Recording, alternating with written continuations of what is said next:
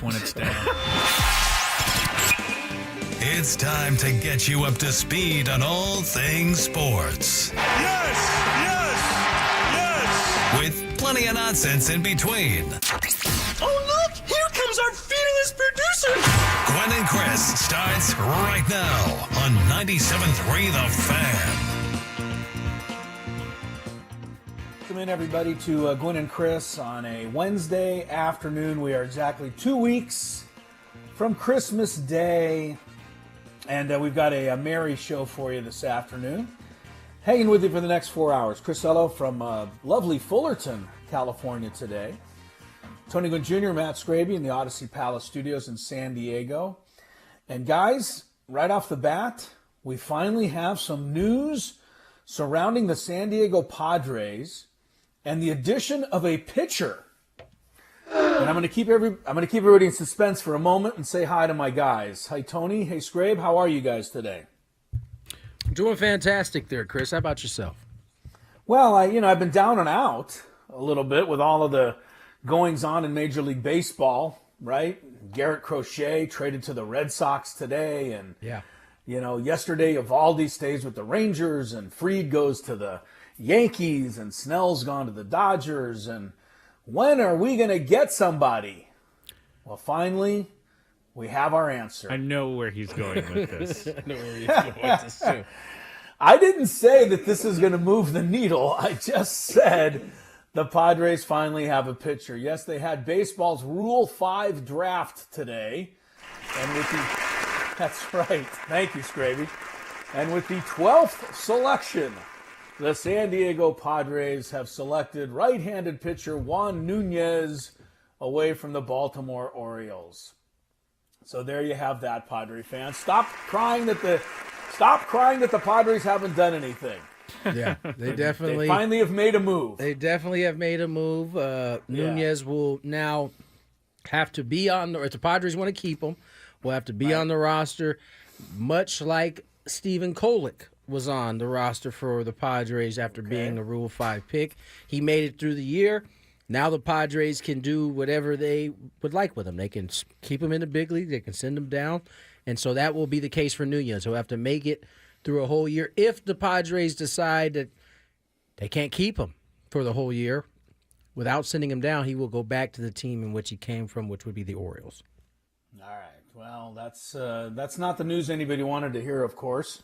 But it's another day, of course, with the Roki Sasaki sweepstakes continuing, and we will keep our best eye on that. There isn't a whole lot new to tell you, but it is another day at the winter meetings. Sammy Levitt has been filing reports for us all week. I had a show from Dallas last night, and as I mentioned, Tony, the big news is Crochet going to the Red Sox. If I'm Will Venable, and of course you guys had a great interview with him yesterday, the new manager of the White Sox, it's not like don't let the door hit you on the way out. That might be a little harsh. But Garrett Crochet proved his true colors to me last year with, his refusal to pitch and his this and that. Tony, I get it. These players do have to look out for themselves. They only have a small window. But I still think you owe it to your team to compete. And I thought Crochet put himself far above the team last year. Now, maybe he's going to the Red Sox. Maybe he falls in line a little bit more with Boston, but that remains to be seen as far as I'm concerned. Yeah, I would say guys typically fall in line. We'll see how this kind of transpires as Crochet now, a Red Sox, goes to the Red Sox for some prospects coming back to the White Sox. I think from Will's standpoint, just knowing him a little bit, I'm sure he went in there kind of with an open mind to it all. But once you sit down with Chris Getz and the staff and kind of get a lay of the land, and I'm sure that decision was already made prior to him coming in as manager, that the White Sox were going to Don't try count to on having Crochet next season. right. That was if I was Will in that meeting process. That's probably one of the questions you're asking. Like, what is the plan with this roster? What are you guys doing with a guy like Crochet? And I'm sure so. None of this is probably new for him. He probably anticipated it, and this will be a part. The one thing that I think can be good for him is that he gets to come in, and there really aren't any huge personalities that he's got to kind of, kind of maneuver around. You know what I'm saying? He'll be able to establish a culture with a bunch of young guys that you hope are hungry to prove themselves at the big league level. Yeah, it's not like anybody from last year's team can say, "Hey, we're going to do it our way." Right. It's certainly that's a you were great 80 point. games under 500 last year, so I don't think that's going to work. That's a great point. The one thing losing can do for you for the next season is be a motivator, and it's also a humbling kind of thing to go through when you're losing. At some point, especially when you lost that many games, you have to start looking to yourself in the mirror and making sure you're doing what you have to do every day. So yeah. I mean, the White Sox became a punchline to everybody else out there, but not to the White Sox themselves. Right. Any of us that have ever been on a losing team at any level or rooted for a losing team at any level, it doesn't feel good. We are not all out here to lose game after game, and especially in baseball, Tony, where it happens almost every single night. Right. You have to take that with you. And not only that, just remember how that White Sox team finished this year. I mean, they actually made a bid to avoid history because they played well down the stretch, and that's kind of that motivation you're talking about. It got towards the end, and it just seemed like they all were like, all right, I don't necessarily want to be a part of history. It was just too late at that point. They had already kind of dug themselves a hole. Avoid it, yeah. But I hope my man Will gets a good chance to kind of build this thing from the ground up. It'll be cool. He sounded like he was ready for the challenge. He did. That is for sure.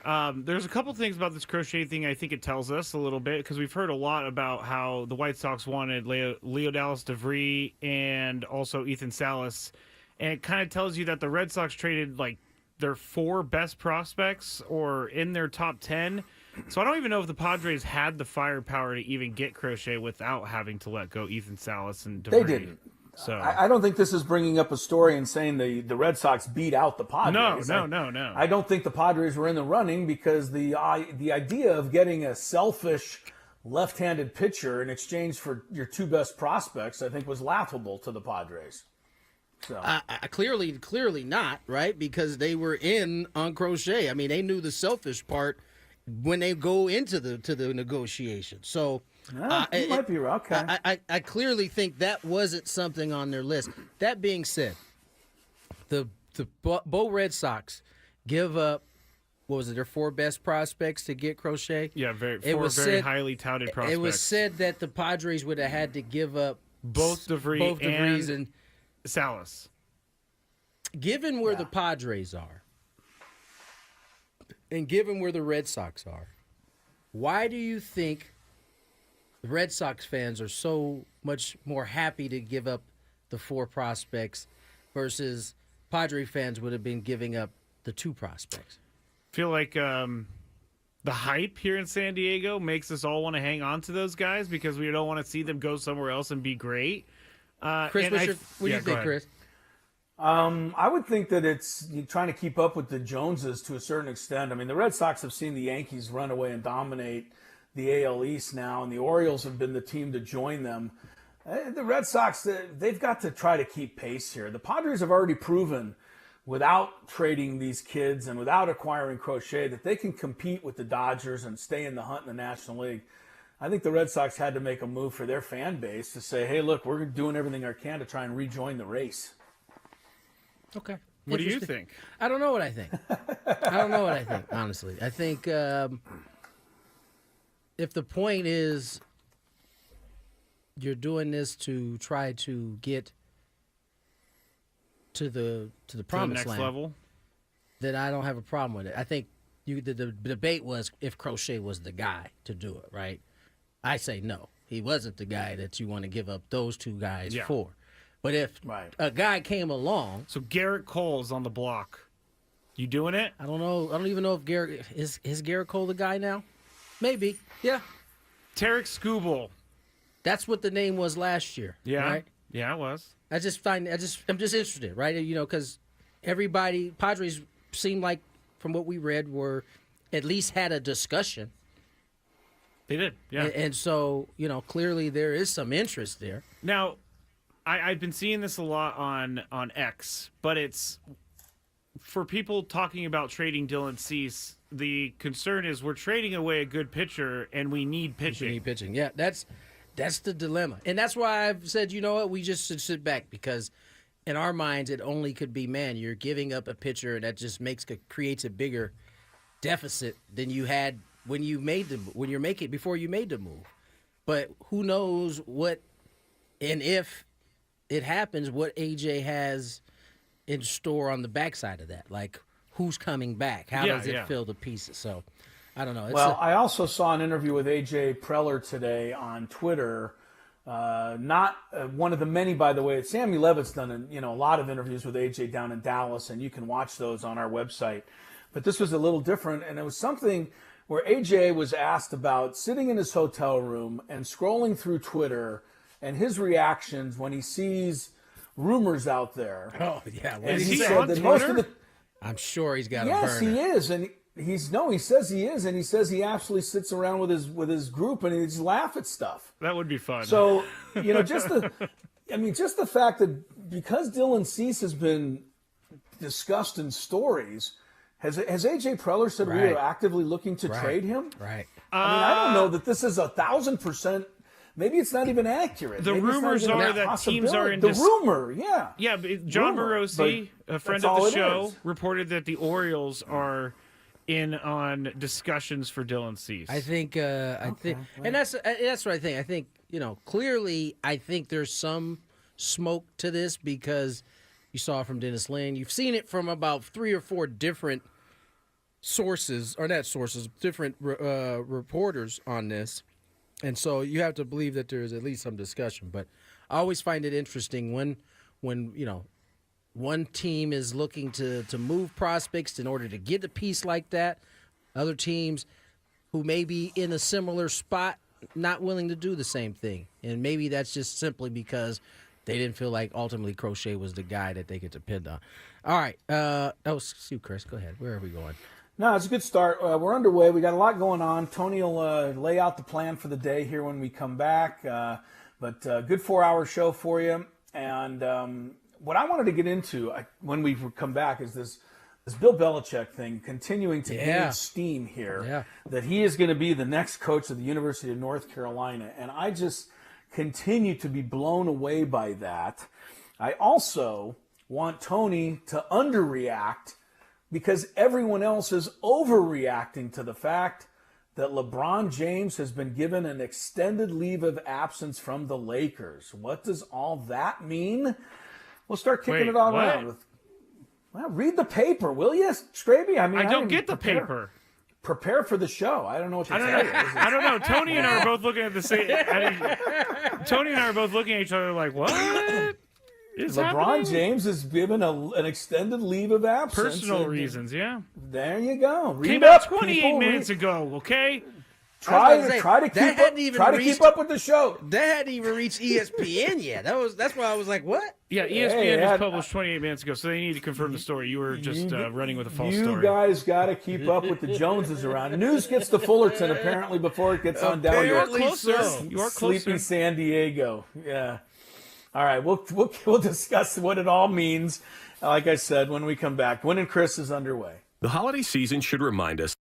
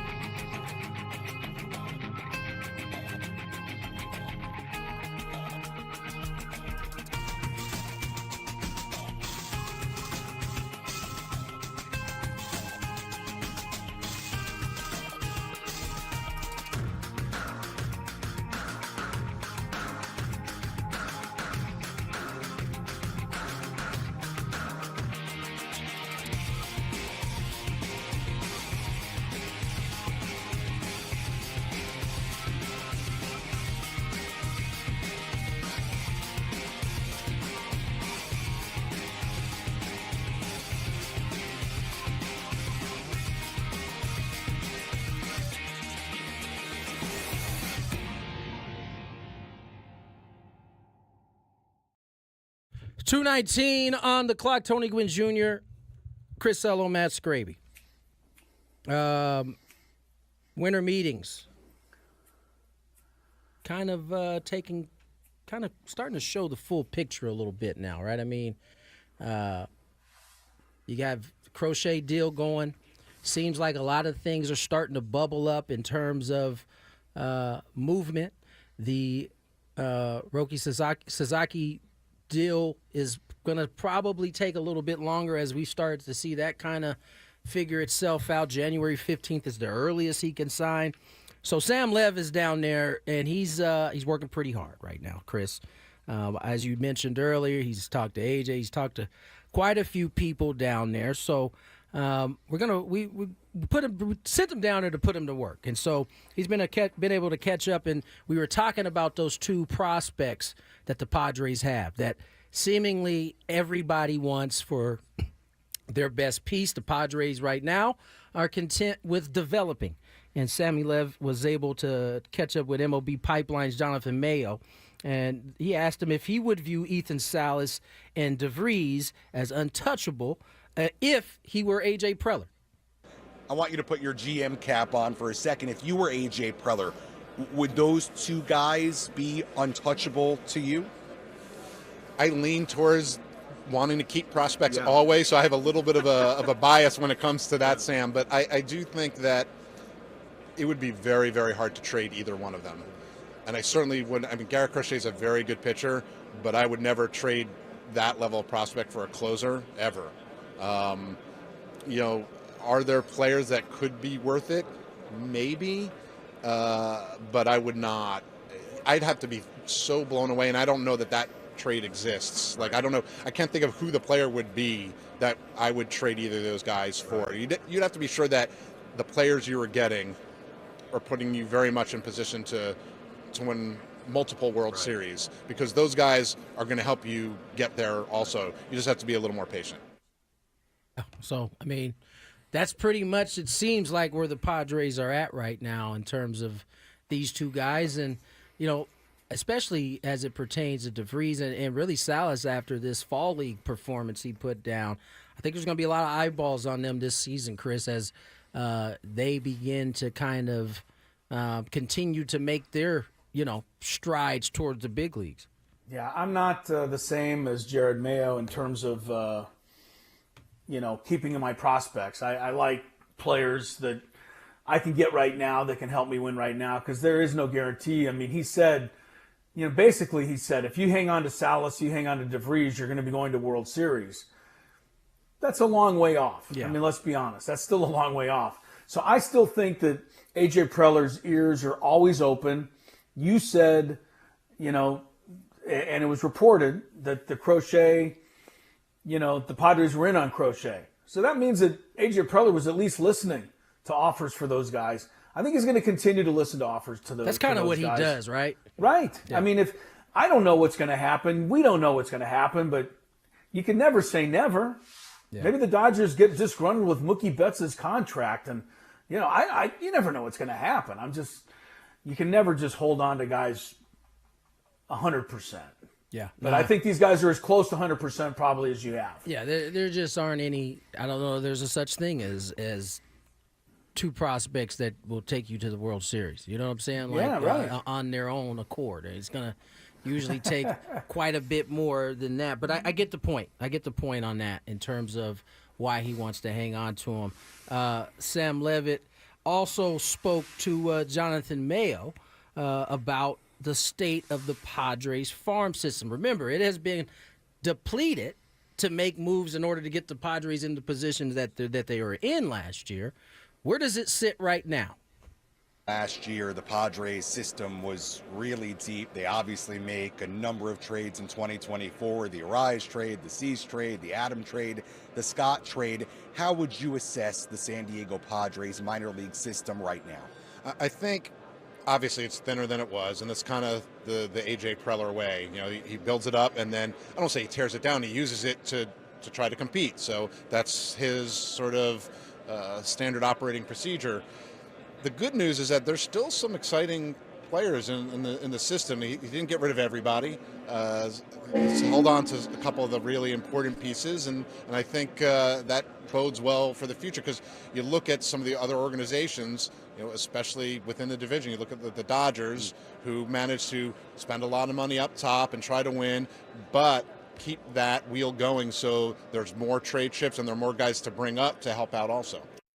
Yeah, and that not only is drafting, but that's also developing. And it's also developing outside of your top 1, 2, 3 rounds, right? I mean, it's when you start having a boatload of prospects, not when you're drafting high every year, but when you're developing beyond the rounds that typically get to the big leagues, right? When you can develop a 9th round or a 10th rounder, you start developing those guys on top of the guys that you expect to be there.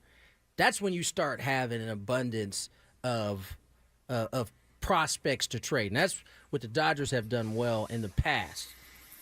But I think the best teams are the ones that draft good players, or players that people perceive to be good, and then use them to get established players. Absolutely. I've always felt that. Absolutely. And for that, we don't have enough time in this segment, but maybe, during a break, we could look this up. The prospects that the Padres traded to get Dylan Cease, the prospects they traded to get Arise, the prospects they traded to make the Adam and the Scott, and whoever it was that they brought in to make that run last year. How many of those 10, 11, 12 players, prospects, are going to become stars in the major leagues? We don't know. Yeah, we don't know. But it's probably not going to be 12 for 12. No. I know everybody You can looks almost at prospects. guarantee it's not going to be Right? 12 for 12. Yeah. Everybody says, well, you gave up 4 great prospects. Yeah, but all 4 aren't going to be great. Yeah. It never works out that way. Yeah. So I think it's what you have to, think of that a little bit during this whole thing. Let's pay off what we talked about before we went to break. Bill Belichick is being recruited, I guess, Yeah, right. really heavily by University of North Carolina. And many thought this was a pie in the sky for him, but apparently it seems as though it's picked up steam enough to where the ball is in Bill Belichick's court. And I said it. He said, I think it was Monday, that if indeed he took the job, what his idea was for it and what it was going to look like. And so, Chris, you said that this was kind of mind-blowing for you. Yeah. What do you think? Wait, hold up. We got breaking news, as a matter of fact. Speaking of which, NFL legend has finalized the deal to become the new head coach of the North Carolina Tar Heels, Bill Belichick. What? It is indeed done. Wow. That hasn't even made it to Fullerton yet, Tony. Adam Schefter is reporting this 5 minutes ago. 6-time Super Bowl winning head coach Bill Belichick is finalizing a deal to become the new head coach at North Carolina, sources tell me. Belichick is going back to school where his father served as assistant coach in the 1950s. They've already got the AI-generated Bill Belichick UNC logo on his shirt. Yeah, man, it's happening. That's crazy. Well, I'm glad you said that before I went on to say, this is still never going to happen, Tony. I just want to tell you, this is totally idiotic, and everybody keeps talking about this, but it'll never, ever happen. So I'm glad the news came down before I made a complete fool of myself. But, yeah, look, this is what he wants to do. I mean, he's got a chance to do something and actually add to his legacy, to be honest with you. Yeah. He probably couldn't do a lot of adding to his legacy as an NFL coach, other than to win a couple more rings. But you look at Phil Jackson, what he ended up with, Tony? 11 rings? 5. I think it was 11. Yeah. 6 with the Bulls and 5 with the Lakers. Bulls, yeah. But by the time he got to 10 and 11, it was almost kind of a yawn. It really didn't seem like it was that big of a deal anymore. God, it was. So, the fact that Bill Belichick's got his 6 Super Bowl rings, and now that they got this 12-team tournament in college football, Which who might knows if be he can- 14 I saw today. Did you guys see this? by the time we're done with this thing, it'll be 64 teams, and the Just Aztecs got will be done playing in the first round. We just got done with 12.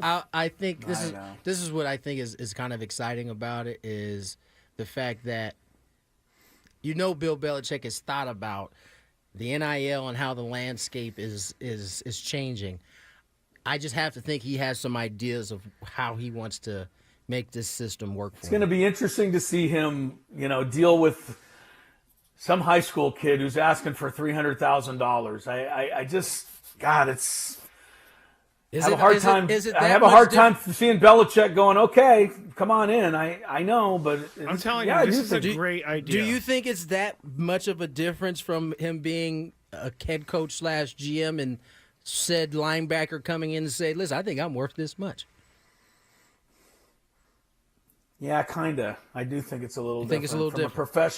From a professional as opposed to a high school kid, I do. But, Bill's going to have to deal with it. I'm sure he'll probably figure it out. He's a pretty smart guy and certainly knows the game of football. I'm telling you, people are going to want to send their kids to play for Bill Belichick. I believe that.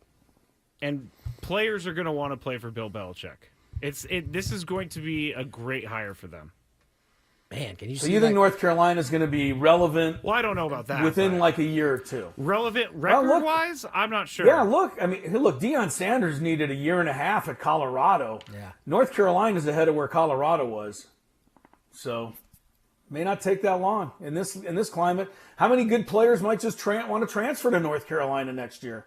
Yeah, I can certainly see the transfer portal being like lit for him, especially what he said. He was like, "This is going to be a training ground, basically, to go to the NFL if you want to go." And so, this is the other thing I heard the other day, and this was kind of interesting to hear. I think it was Jeff Saturday who said it. He said, he's gone all the Pro Bowls. He's been around a bunch of different coaches. He said, although there are a lot of like top tier coaches in the NFL, he said Bill Belichick is the only one that can literally coach every position on the field.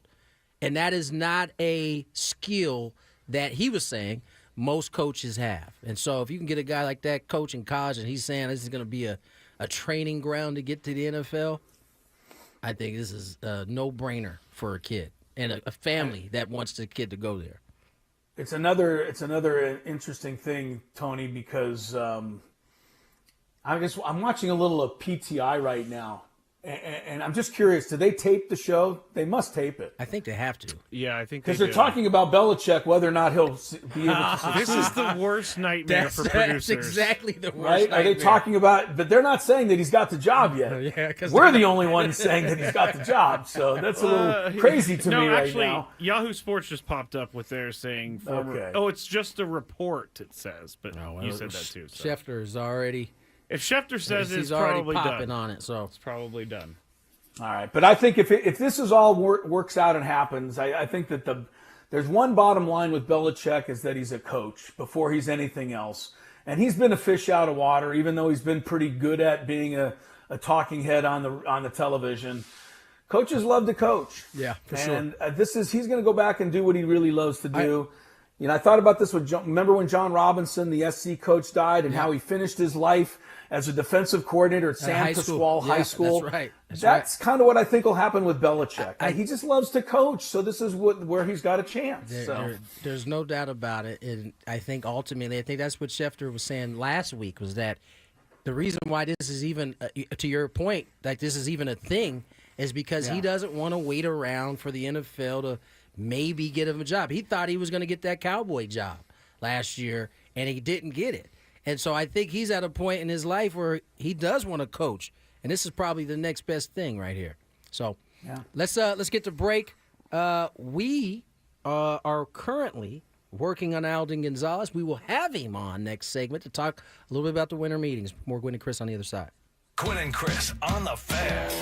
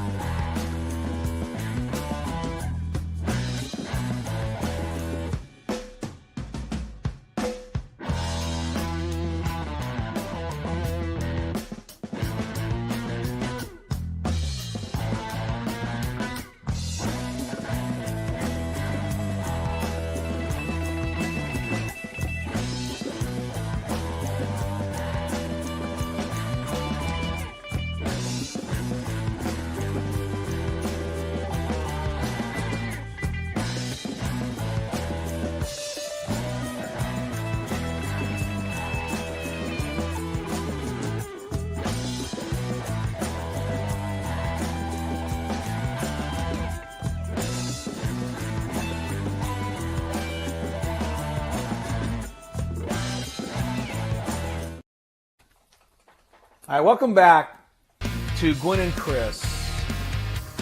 We don't claim to be the show that breaks the big stories. Sometimes we, have stuff. What about when Joe and Mauer we'll pass it retired? along to Joe Mauer retired. And certainly it wasn't our reporting that broke this news just 20 minutes or 15 minutes ago. But whatever Tony had alerting him on his phone was like 10 minutes ahead of everything else in terms of this story that Bill Belichick is indeed finalizing plans to become the North Carolina coach.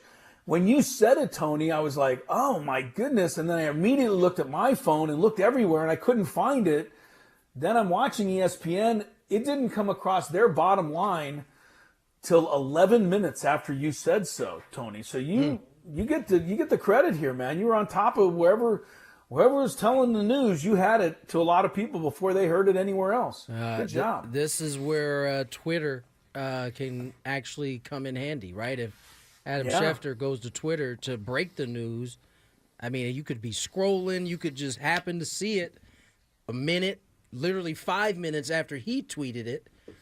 It just popped up on my phone. And Last Friday, I caught a tweet during this Gravy Show that was from an account that looked like Jeff Passan saying that Juan Soto had signed a deal with the Red Sox, and I almost went live with it. And then I did my check. Started going backwards through his account. Is the name correct? No, it says Jeff Passan J at the end. Go. So I'm not going to report this. Gotta look for the clues. Well, I'll tell you one thing. These reporters out there, they work their butts off. And one of the guys who does that is Alden Gonzalez of ESPN. He joins us from the baseball winter meetings. I have to tell you, Alden, I don't know if the room is buzzing there in Dallas about the Bill Belichick news. But obviously baseball had the headlines the other day with Juan Soto. Take us through what you think was the final determining factor for Soto picking the Mets over the Yankees and whoever else.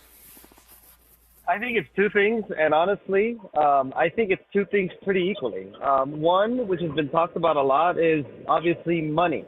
The Yankees had a really good offer. It was 16 years over $760. The Mets did a little bit better. It was $765 over 15, so a slightly better AAV. They did a little bit better also with including the opt-out and the escalators that are attached to the opt-out. But, I mean, look, it's in the 760 range. Right. Like, it's close enough, right, in that scope.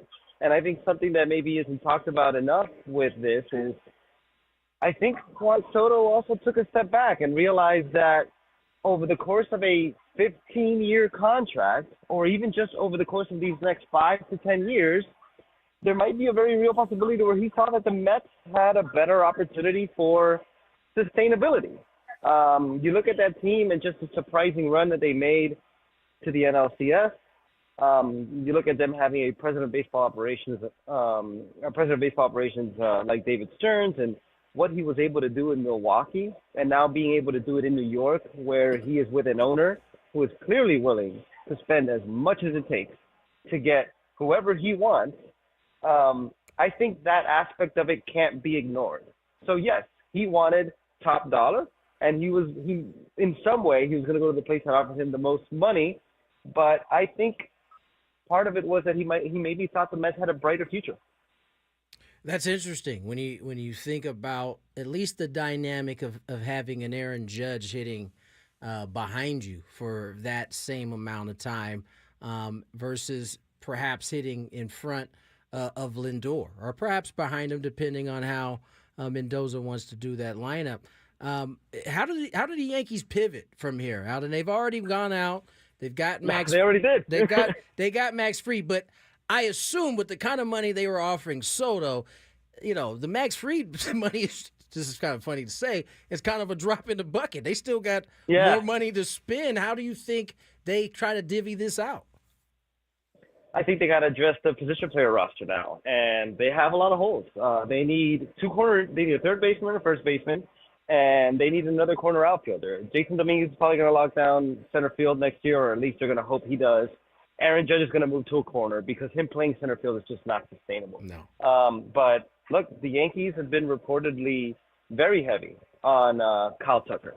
And If you look at a scenario where now that they have that depth in the rotation by slotting Max Fried at the top, and this is just speculation, but if you could use like a Luis Heel to go get a Kyle Tucker, an impact left-handed bat who is not the offensive player that Soto is, nobody is, but a more well-rounded player. You put him in the corner outfield spot. Maybe you go on and sign a Christian Walker, who I think is a really good fit for the Yankees because, I mean, we all saw the World Series. We all know that they need to be a better defensive team. Christian Walker's the best defensive first baseman in baseball, or at least one of them.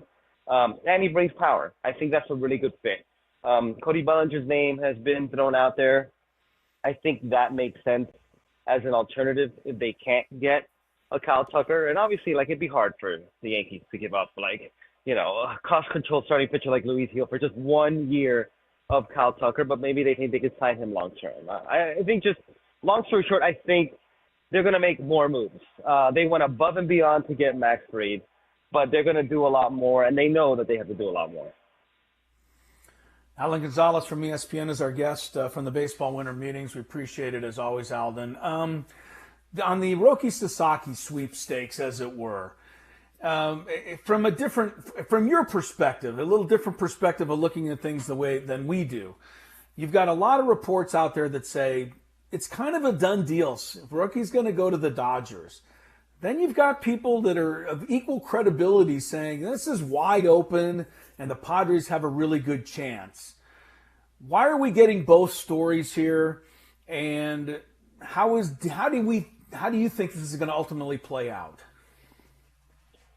I think we're getting all sorts of stories because there's just going to be a lot of speculation and a lot of intrigue when somebody like a Roki Sasaki is posted. I think the reality is that every team is going to be involved in a Roki Sasaki. I mean, look at the starting pitching prices right now in free agency. When you consider the opportunity to get a 23-year-old who is already one of the best pitchers in the world, who is expected to do great things in the United States in Major League Baseball, and who's going to cost you the minimum. Like, you're going to get him, he's going to cost you your entire international signing bonus pool, and that's it. And then you pay him the minimum. He's going to be controllable for you for 6 years at prime ages, from ages 23 to 29. Every single team is going to want to try to lure Roki Sasaki. And, you know, his agent Joel Wolf spoke yesterday. And look, I don't know if he's just sort of has a hand to play and wants to keep everybody involved, but I will tell you one thing he said is that a small to mid-market team might be a benefit to him. I thought it was really interesting when he brought up the fact that he faced a lot of media scrutiny in Japan because it's very controversial for Japanese players to leave early to come to Major League Baseball, and that really affected him. And, you know, he was just speculating on his part, but he said that maybe a small to mid-market team might work for him. The reality is that I think everybody can be in play here. The Dodgers are a fit for obvious reasons. They got Yoshinobu Yamamoto and Shohei Ohtani last offseason, and it's the Dodgers. The Dodgers are the biggest brand in Japan right now in terms of Major League Baseball. They're the team of Japan. But the Padres are also an obvious fit because the Yu Darvish component is very real. He's very much a mentor to Roki Sasaki, and the Padres are obviously very attractive to somebody like him.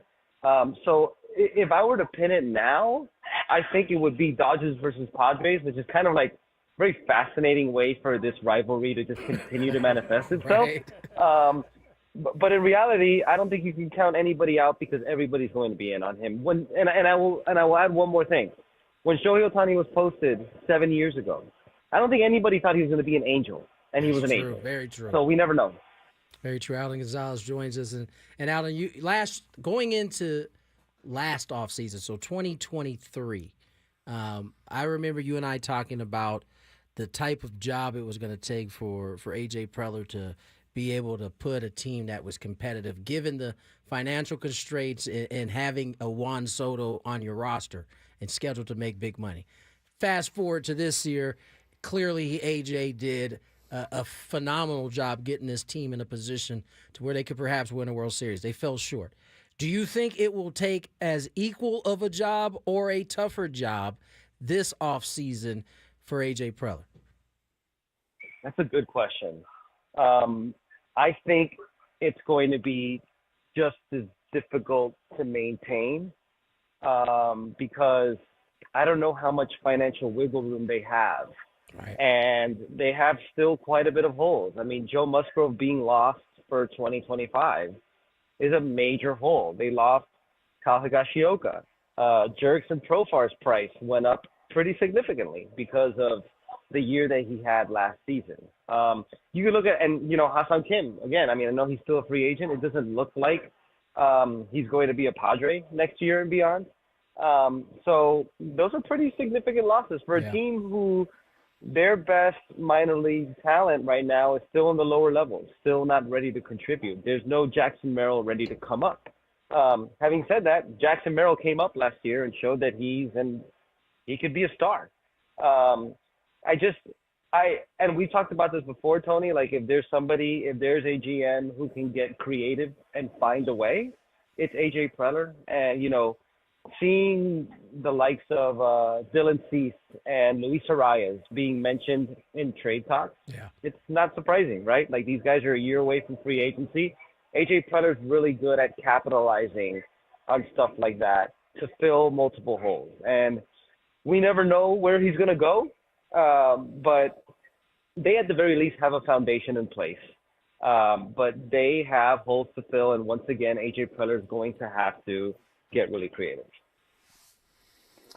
Alden, I got a couple of minutes left, and this is a question from a couple of weeks ago when Blake Snell signed with the Dodgers, but I'm always interested to hear your thoughts on the subject. Is it, quote, bad for baseball that the Dodgers seem to be able to be in and get so much high-priced talent, and could it be bad for baseball with all of these guys deferring all of their money on the contracts to help the Dodgers build this, quote, super team? Or is that sour grapes from the rest of the teams? I don't think it's great.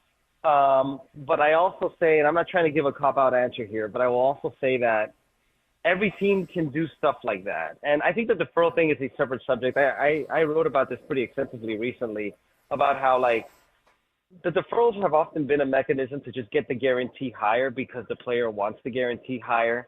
The big benefit for a team like the Dodgers is that, and not to get too in the weeds here, but the fact that they have to put away the deferral money into an escrow account that can grow over time. And they're going to profit off of that. And they're just going to keep making more money off those deferrals. So it's hugely beneficial for them in that sense. But from a present day standpoint, like, it doesn't really affect the AAV, which is what the Dodgers care about. That's what puts them close or far away from the luxury tax threshold. But yeah, I mean, look, I think the big problem right now in the grand scheme of baseball that should be of concern to people is that the gap between the haves and the have-nots just continues to grow. And a lot of that, and you guys can feel some of this in San Diego, is through the RSN issue, right? There's so many teams that have uncertainty over their RSN, or like the Padres, lost it altogether. We saw how the Padres scaled back. For as much as the Padres spent, they had to scale back payroll, at least in part, because of the RSN situation. Look at the teams that were in on Juan Soto at $600 million plus, all right? It was the Red Sox, Blue Jays, Yankees, Mets, Dodgers. All those teams have ownership of their RSNs. Those are the teams that can be aggressive. You could throw the Giants in there too, who got Willie Adames and who are in on Corbin Burns. It's no coincidence. And I think that gap continues to widen. And that's where I would be concerned from a fan standpoint. And I'm not saying that's going to last forever, but as of now, while this RSN thing is still a little bit unstable, I think we're seeing that manifest itself. Yeah, Alden, really great, as always. Thank you so much. Really appreciate you joining us during a busy week. Always fun having you on. Thanks so much. Enjoy the rest of the offseason, sir. Thank you, Alden. Yeah, it was a pleasure. Thank you, guys. Alden Gonzalez from ESPN. That's good stuff. We definitely have to talk more about that on the other side. The RSN. The RSN? Because it's pretty obvious when he kind of highlighted it what the real problem is. It's not salary caps. It's not floors. It's not any of that. And this goes back. You know, let's just wait. Let's wait to the other side because I got a lot to say about that on the other side. Well, there you have it. Tony is going to speak more when we come back. If you're just tuned in, Bill Belichick is going back to school. Wow. Continue on. Was he we'll Billy continue on Madison? that. Real quick. What's that? Yeah. The right now, according to MLB Network, Red Sox are working to acquire one of the Seattle Mariners starter. I read Luis Castillo. Oh, wow. Red Sox, they trying to do some things, huh? But I heard that the deal wasn't going to go through because Tristan, is it Cassis? Yeah. for They Red don't. Sox. They don't see the value as the same. So. All right. Come back to find out what it all means.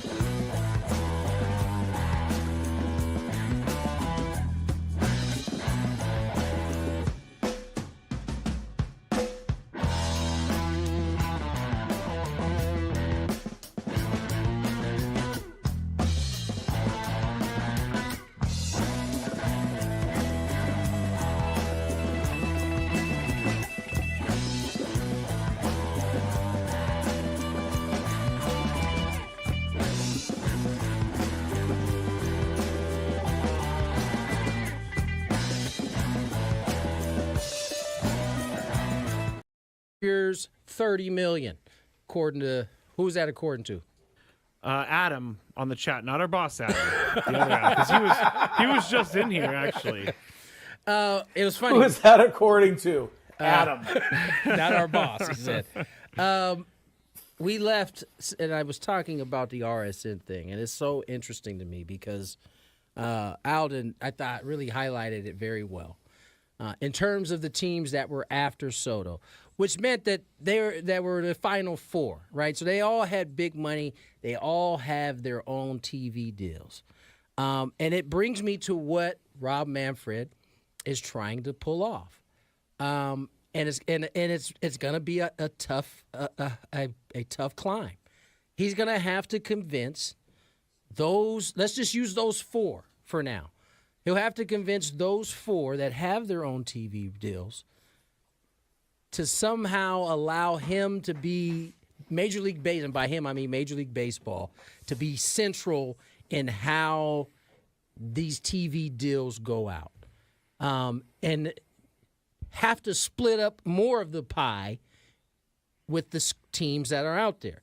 Because the reality is the only other way is a cap. And we know for as many years as baseball has been going, I know since my dad, players are not going to agree to a cap.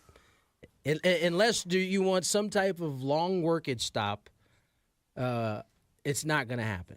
And so the next best thing is, I think, is what Rob Manfred is trying to pull off. And, oftentimes we make fun of Rob. Some of his ideas are a little outlandish. What do you mean, a golden at bat? The golden at bat. He, by the way, he came out over the weekend and was like, hold up, everybody. Yeah. It's not even close. Clearly, he was getting a lot of pushback on the golden at bat. Some owners called him and were like, why did you tell everyone we were buzzing about this? What are you doing? But in this case, this is what he's trying to do in order to perhaps level the playing field. Now, this is still, 2026 is when those RSNs they were talking about where they're trying to have most of them when we went over that bankruptcy deal with Bally. So we're still ways away. He still has some time to perhaps figure this out. But that's going to be the first step. If he can get those teams that own their own rights to their television to somehow be a part of the whole grand scheme, that starts to, unfortunately, lessen the pocket that those teams have to play with, but it starts to kind of pass it out amongst the other teams. Hal Steinbrenner, I believe a couple weeks ago, said that he's going to have to convince his shareholders. Right, because in the Yankees case, they don't own all of the rights to it. So right? he's not making a decision for the organization. He's making a decision for a bunch of investors. For a bunch of investors. Now, I'm not sure how the Dodgers situation is. We haven't heard their... Sounds like they have a money printer in their stadium. It really does. But that I thought it was interesting what Alden said because it leads into what Rob Manfred is trying to accomplish. And I just think if any one of us, even some of you guys listen, let's just put yourself in the Yankees, Dodgers, Boston. Who else has their own? Mets. If you're any of those four, why would you want to help your fellow owner be able to? I'll tell you why. And now Rob's job is to convince him, hey, this is for the good of the league as a whole. This is what we give Adam Silver so much credit for a lot of times, is that he sells it to the players and the owners as, listen, we are in partnership together. This is best for our sport. It seems like that's been a tougher task on the baseball side. It's never happened in baseball. And the original time it happened was over 60 years ago, Tony. And don't turn the clock back on me, please. You know it's coming. My hand was inching towards the mouse. I know. But the Green Bay Packers, to this day, get as much money from television revenue as do the Los Angeles Rams, as do the Dallas Cowboys, as do the New England Patriots, all of them in the NFL. And you talk about the parity and why this has worked. The man who pushed this through was a commissioner by the name of Pete Rozelle. And I know you guys recognize that name. Yep. he was able to get somehow not only all of the owners of the then NFL, but the owners who came and joined the NFL, 10 owners from the AFL. At that time, 26 different people from all different kinds of, different media markets to agree that whatever money was made for television would be equally distributed throughout the league. And that has been the behind the scenes, one of the reasons why the National Football League is what it is today. Yeah. It's just that simple. And it's why everybody competes on every given Sunday, as they say, because it's just the opposite in baseball, Tony, what you just said. But the reason that the Dodgers and the Yankees and the Mets and the Red Sox and the Giants and whoever it is ought to listen, this sounds almost simple in a lot of ways, but as great as those teams are, how long would Yankee fans keep paying money to see the Yankees play the Dodgers 162 games a year? Right. You need the rest of the league in order for you to be in your league. And that's the message that Rob Manfred has to sell. Yes, the Royals are a small market. Yes, the Brewers are a small market.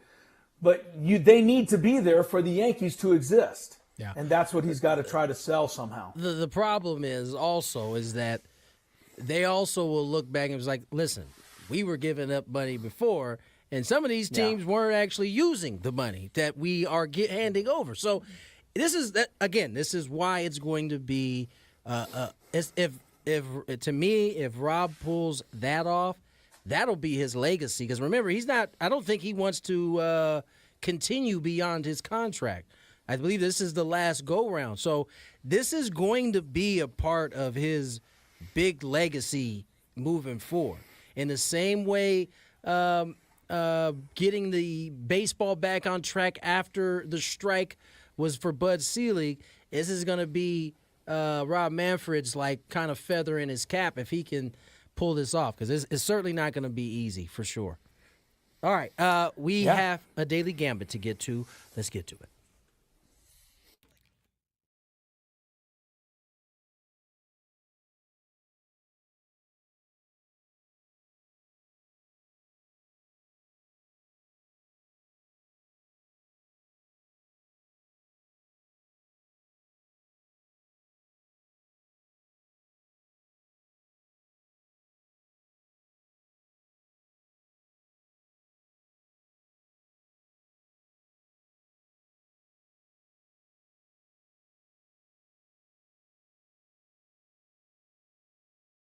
Daily Gambit is our daily sports betting segment here on Gwynn and Chris. Please, everybody, gamble responsibly. There wasn't much last night, so we only made 3 bets. And one of the bets that we were paying attention to was Incarnate Word at Duke. And we'll get to that in a second, because Incarnate Word was way too close for comfort at halftime. I think they're down by 3. I think it was 3. The spread was 34.5. We'll get there in a second. Magic at the Bucks, though. Bucks were minus 7.5. Tony and I chose the Bucks. Bucks won, but they only won by 5 points, 114-109. They had to battle back to get to that because they were down for most of that first half. And they're heading to Vegas, according to a push notification. I think they're already in Vegas. Oh, because the I think the... See, how does... You know what? I take that back. They're in the semifinal, right? So the semifinal and the final are in Vegas. The first game is whoever had the best Rivers, record. after they won last night, said, "We'll see you all in Vegas." So they're on their way. So happy for Doc. Incarnate Word at Duke. Duke was a 34.5-point favorite in this one. Tony chose Duke. I chose Incarnate Word. By the way, do you guys know where Incarnate Word is from? No. I think Chris probably I've does. been there. Oh, I've been there. There you go. Where? It's in San Antonio. We played a game there one year. Incarnate Word. What's the The mascot? Aztec women. I was trying to think of that, honestly, when you were bringing them up, and I can't remember. But I remember being in their gym for a game, so... Was it very I don't nice? remember the mascot. Sorry. Red the Cardinal is apparently... Incarnate Red the Cardinal. Yeah, I guess the Cardinals. Maybe the Cardinals. Incarnate Word Cardinals. That's a lot. Incarnate Word Cardinals. That's a lot. Tennessee, minus 15 at Miami. Oh, wait, you never gave the result. No, Who you won? sure did. Oh, sorry about that. Duke, 72. Incarnate Word, 46, so 26-point difference there. Show. Is that right, Chris? 26? Yeah, 26. That's right. They finished show. Yeah, they did, but come on, Duke. Got to beat that team by at least 40. Tennessee minus 15 at Miami. Tony chose Miami. I chose Tennessee. Tennessee won, but they did not cover. 75-62. They were up by 20 at one point in the first half, or somewhere at some point in the second half, but they ended up giving the lead back, and then blah blah blah blah blah. I lost the bet. That's why we hang with them. Yeah. All right, a couple quick ones for tonight, guys. The Aztecs are home tonight. Yeah. I was surprised. They're taking on California Baptist. Ooh, Chris, look at you. You would think the spread would be a lot more than 14.5, but that's what the spread is tonight. Evidently, California Baptist is not the pushover that I think their name suggests. So I'll still take the Aztecs and give the 14.5 points, but I thought that was an interesting spread. That is somewhat interesting. Who's up? Anybody want to take the Lancers here? No, thank you. Yeah, I'm going to take the Aztecs. All right, Kentucky and Lamont Butler, number 5 in the nation. They're 32.5-point favorite tonight over Colgate. Tony, who do you like here? I know you follow the Red Raiders of Colgate very closely. Oh, give me Colgate to cover. Wow. You said Colgate you said 34.5? 32.5 Oh, here. 32.5. Changes a lot for me. All right, what are you going to do? Changes a lot for me. I think I've said this before, but when I went to a college fair at LCC, Colgate was there, and I, for real, thought it was like a toothpaste college. Like, you go learn how to make toothpaste. So I wasn't the smartest freshman in the world. Those are the type of thoughts that used to go through my head when I was like 9 or 10 watching the NCAA tournament. Like Colgate. Like, oh, that's the toothpaste? Oh, yeah, they were. Here you are thinking it in high school. I thought it was like a toothpaste college where you go to make toothpaste. I'm going to go, you know what? I'm going Colgate, too. I hear you guys talking about this toothpaste thing. You mean Colgate isn't a toothpaste college? I don't think so.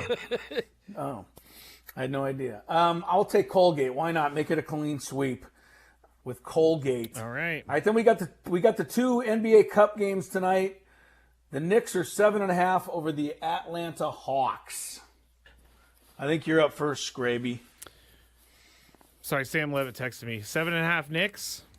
Knickerbockers. The Hawks have really messed with my head in this whole betting thing, but I'm going to go Knicks. I'll take the Hawks. They've been playing pretty well of late. Tony? Oh, man. What's the spread? 7.5 Knicks. I might take. I'm taking the Hawks. This is where Iceman Trey loves to play in the Garden, and so I think this is a close one. Oh, they're gonna chant, "Trey is balding," which was pretty messed up, but it fires him up. Evidently. One last game. Houston Rockets 2.5 points over the Golden State Warriors. The game is in Houston. I did see somewhere today that the Warriors have beaten the Rockets 15 games in a row. So will that trend be changed tonight? I say no. Steph Curry goes on the road and wins. I'll take Golden State. Tony? I, too, will take Golden State. Golden State. Scrape? I, 3, will take Golden State. Gold and State it is. All right. All right. I think that's all we really have. It's a very quiet sports calendar night on the scoreboard tonight. Yes, again, very quiet. I could make up odds for the Aztec women at Fullerton, but I would only be making them up. So. Now, they actually play tomorrow, correct? No, we play tonight. Tonight? I have to leave here in about an yeah. hour or so, yes. So Okay. we are playing tonight and then coming home after the game. So that is the plan. All right. Well, the let's Aztec women. step away, take a break. Sam Levitt just texted me informing me he has a little bit of time while he's in his Uber if we would like to talk to him and wrap things Oh, up. come on, let's Sure. go. All right. We'll talk to Sam Levitt next.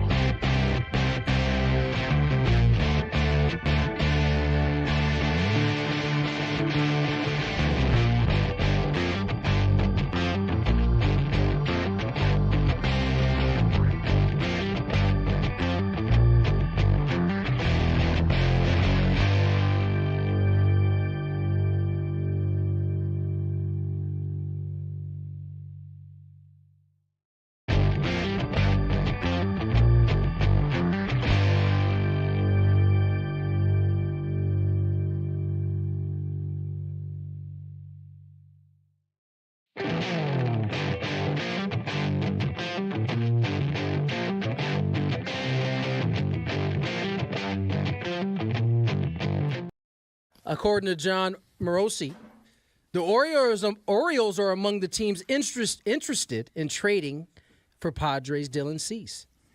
Well, they can't have him. I don't care if they're interested. I tell you what, they got some players on that team.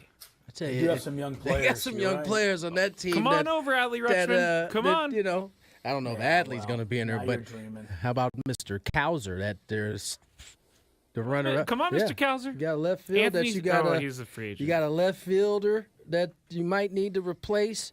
He's under team control. They got a guy named Kajurstad, I believe. Is a young infielder. Another one. Really highly touted guy. Sam Levitt. I don't know. Maybe we could do it. Sam Levitt is going to join us here. After we get done with Sam, I'm going to tell you about my journey last night in biting my tongue. I'll explain on the other side of this. But right now, Sam Levitt, who is out of the winter meetings, apparently in an Uber right now, has got a little bit of time to talk. Sam, how are you today, my friend?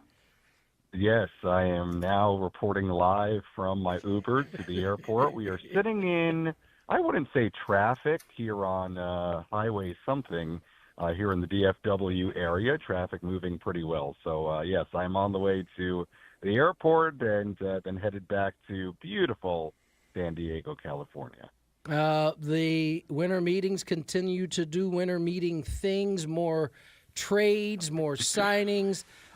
We just saw John Morosi's tweet come out that the Orioles are apparently among teams interested in trading for Dylan Cease.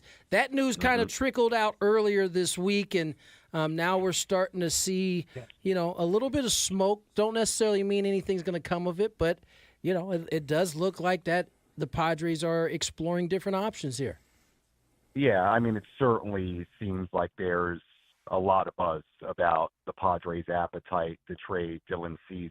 And it feels like kind of one of those situations where there's smoke, there's some fire, right? Enough people are talking about it. And when I talked to John Morosi earlier in the day, he made the point of, now that you've had Max Fried come off the board, the starting pitching market is really moving. Garrett Crochet getting traded from the White Sox to the Red Sox earlier today.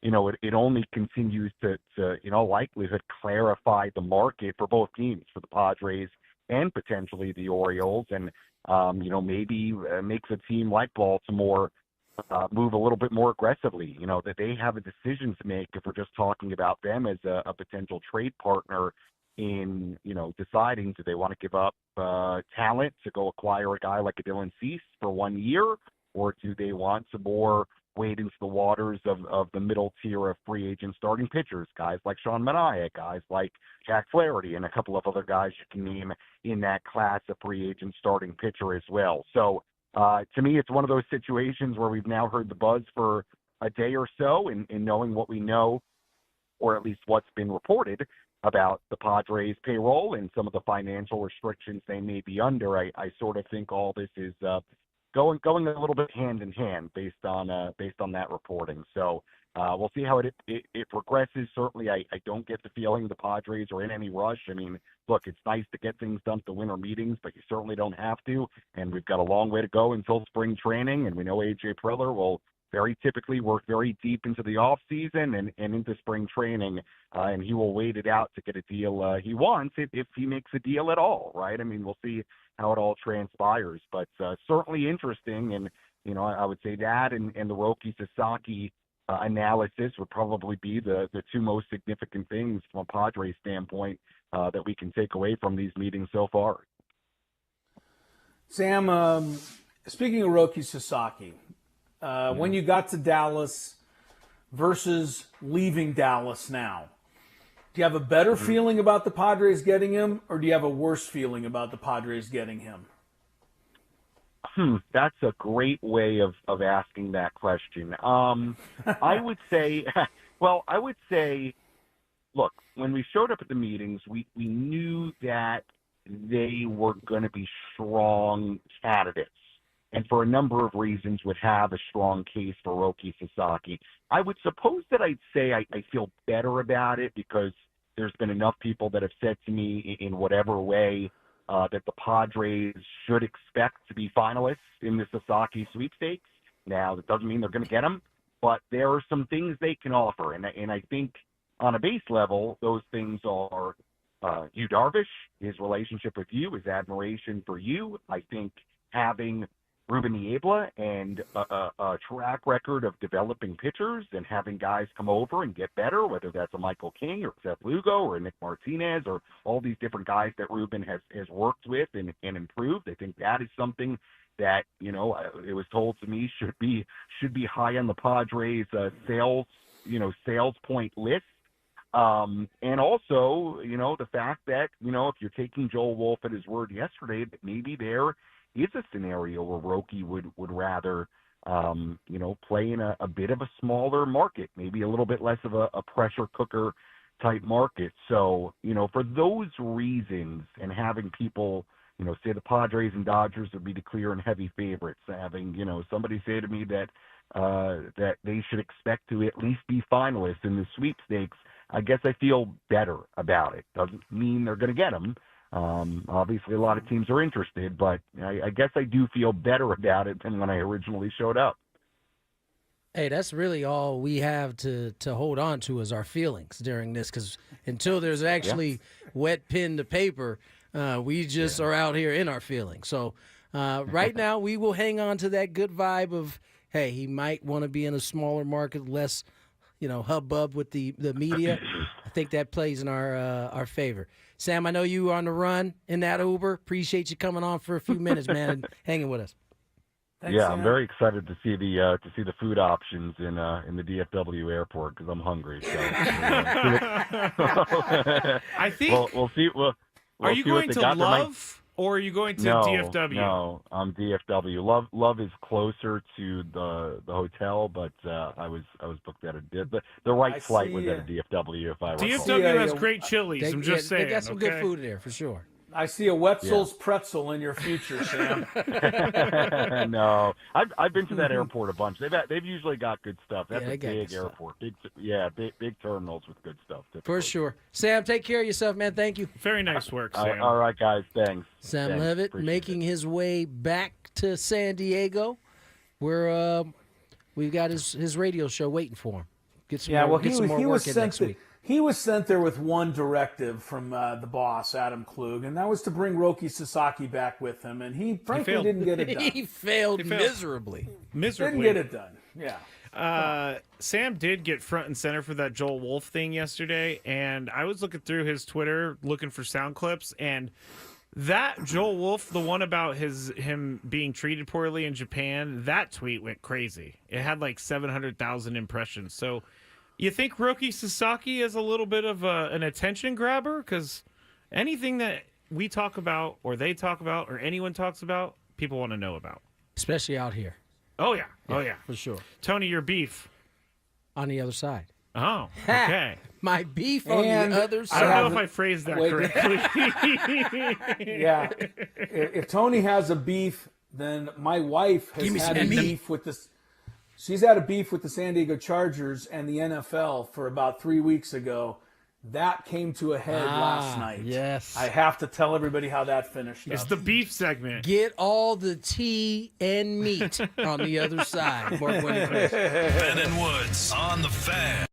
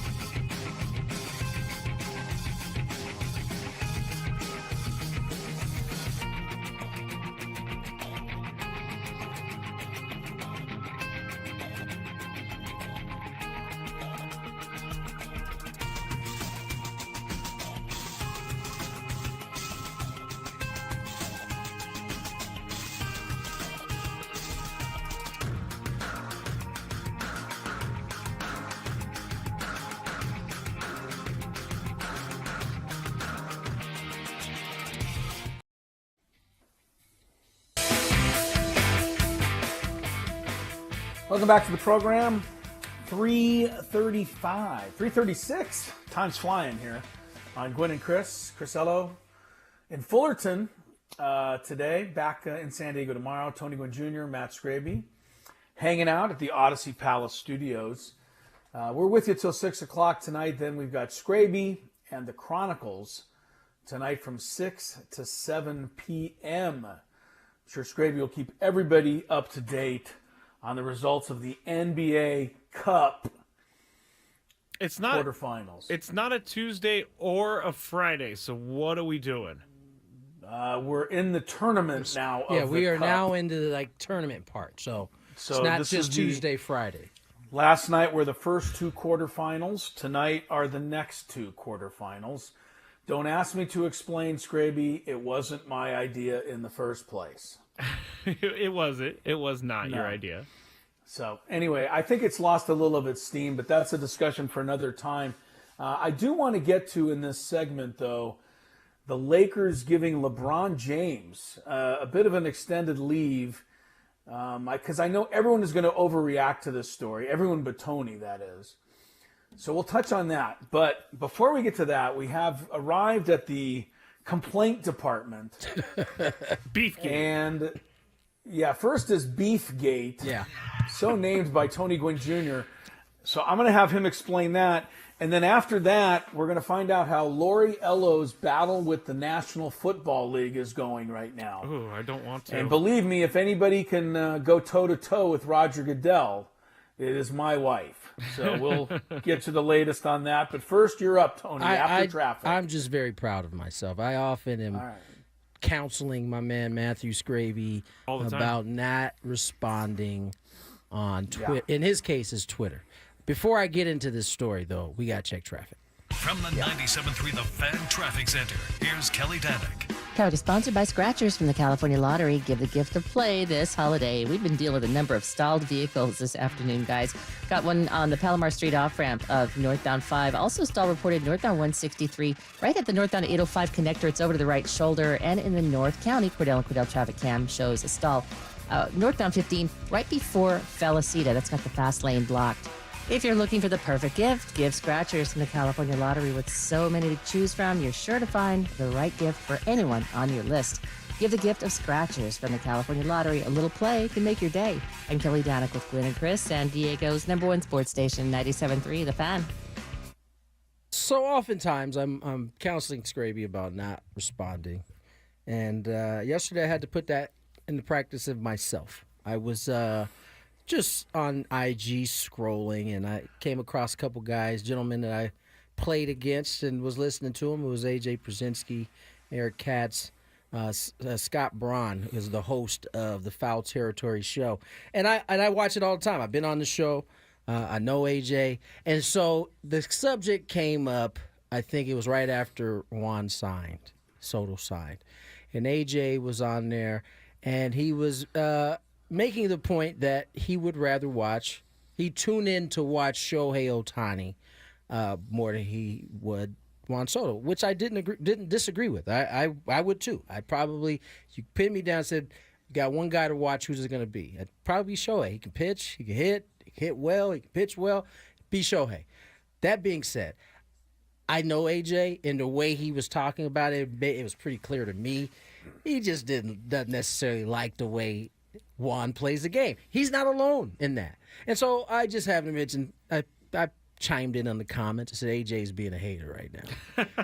And I just kind of moved on and kind of forgot about it. The next day, all the Dodger and Yankee fans who, thought I was talking about it comparison to Shohei Ohtani, which I wasn't. We're all in their fields. I was told I wouldn't have a platform if it wasn't for my pops. I was called a clown. Oh.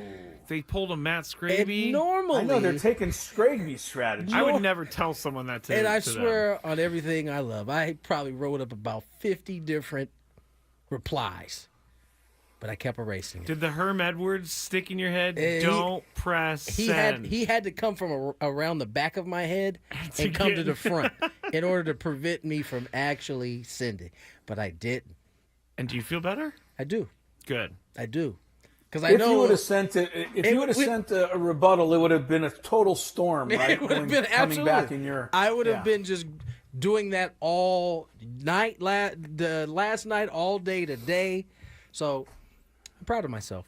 Good job. Actually, I don't usually put myself in those positions, but I don't know. I just felt like I wanted to say AJ was being a hater at the time, and that's hilarious to me. Actually, that you did comment in a roundabout way. I have to say, Scraby, you finally did some good in the world.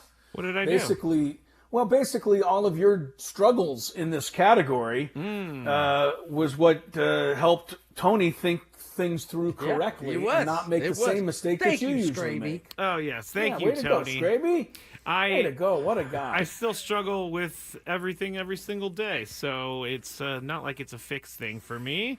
I actually had to comment on a tweet last night, and it was something pointing out that I didn't correctly talk about Roki Sasaki, and I addressed it on the air, which I probably shouldn't have addressed it on the air because well, giving him more power, Scrabe. This person wasn't a troll; they were just trying to make me realize that Roki Sasaki can actually sign with a team right now, but he has limited teams to sign from. All right. Now let me get into this other aspect here of Lauriello versus the National Football League. Everybody probably everybody knows the story, but you may recall I brought it up a few weeks ago. The NFL, when they changed the date, what do they call it, Scraby? Flex. Thank you. When they flexed the Charger-Bronco game from next Sunday, December 22nd, until next Thursday, December the 19th. And it was the first time that the NFL has changed dates on a game. They've changed from afternoon games to night games before. They've made a game prime time, moved another game, but they had never actually flexed an actual move of days.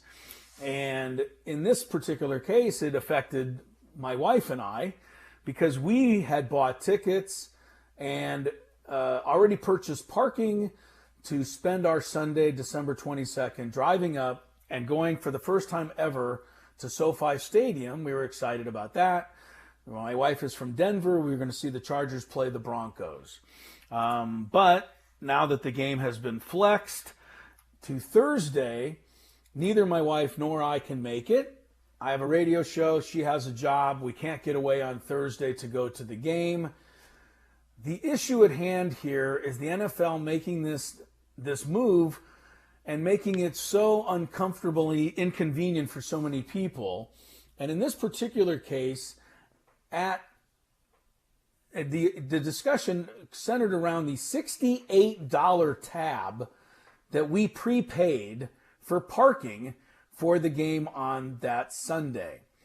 And would we get our money back since we weren't going to be able to attend the game now that it was moved to Thursday?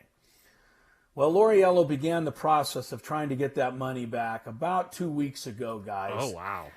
And it finally came to a resolution last night. Now, she has been on the phone, I think, with everybody in the Charger organization except for Jim Harbaugh.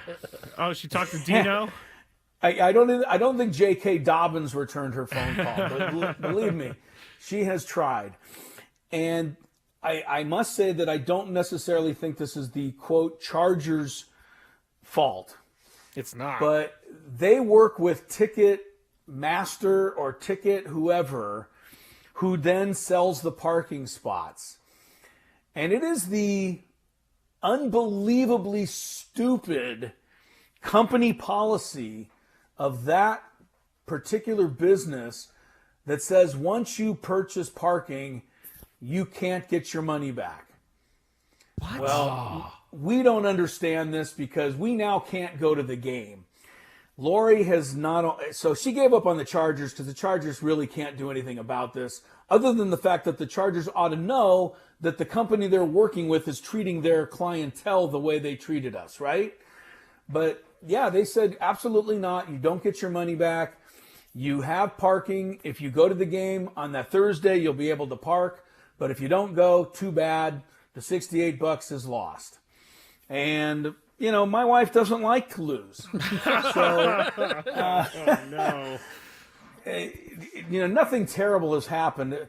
But I do want to say what I wanted to do. We didn't get the money back until, and this is a lesson to everyone out there. So I'm throwing this out because if this ever happens to you, maybe it will work and help you or your wife or your family. But evidently, the credit card company that we use, which is Chase, yes, in this particular case, and I believe American Express also does this.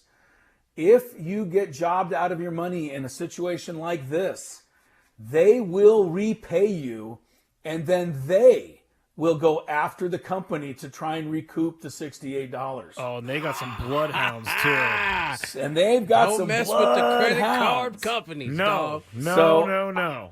I have never. That's a little reverse engineering That there is. by you Yes. guys. I know I've never exactly been thrilled with a credit card company before, but I was this time. So we have actually been repaid our money. Wow. And now it'll be we've got our money back. It's been put back into our account, and now the credit card company will go after the Ticketmaster Corporation, whoever it is that sold the parking, to try to recoup the money. Again, this is all, I don't want this to seem totally personal because it's $68 doesn't mean anything in the grand scheme of things. But it does speak back to the original thing of the NFL waiting until a month before that game to change the date. And it just was not a cool thing to do. And that's how it affected us. I know people in Denver who had wanted to fly out for the weekend and had rented hotels for Friday and Saturday and had plane tickets, which they cannot use for a Thursday game. It has created quite a stir there as well. So I hope that the NFL learns its lesson and doesn't do this again, because it's not really fair to do. They're definitely. I don't think they. Oh, I know they're going to. I know. You're right. I know. We're having questions on the chat about your tickets. Did you try to sell your tickets? Oh, or okay. get money back? No, thank you, guys. Thank you. The tickets were given to my wife by somebody who has season tickets. So we did not buy. I might have misspoke and said I bought them. We didn't buy them. We agreed to use them because the guy had given anyway. So we didn't have to recoup that, but we did give the guy his tickets back, and hopefully he can get somebody else to use them. So yeah. But the parking we did purchase. You know, Amy. I remember Matt and I trying to convince you that you still should go. I still think he should go, but he's steadfast. Yeah, I know, in but doing I'm not this. going to. I'm not going to go. I'm going to work, and Lori's going to work, and that's just what's going to happen. You have your I'll have to entire go another life time. to work. Yeah, well, sorry, I missed too many. I already too many cleared it shows. with the boss and everything. I went above and beyond.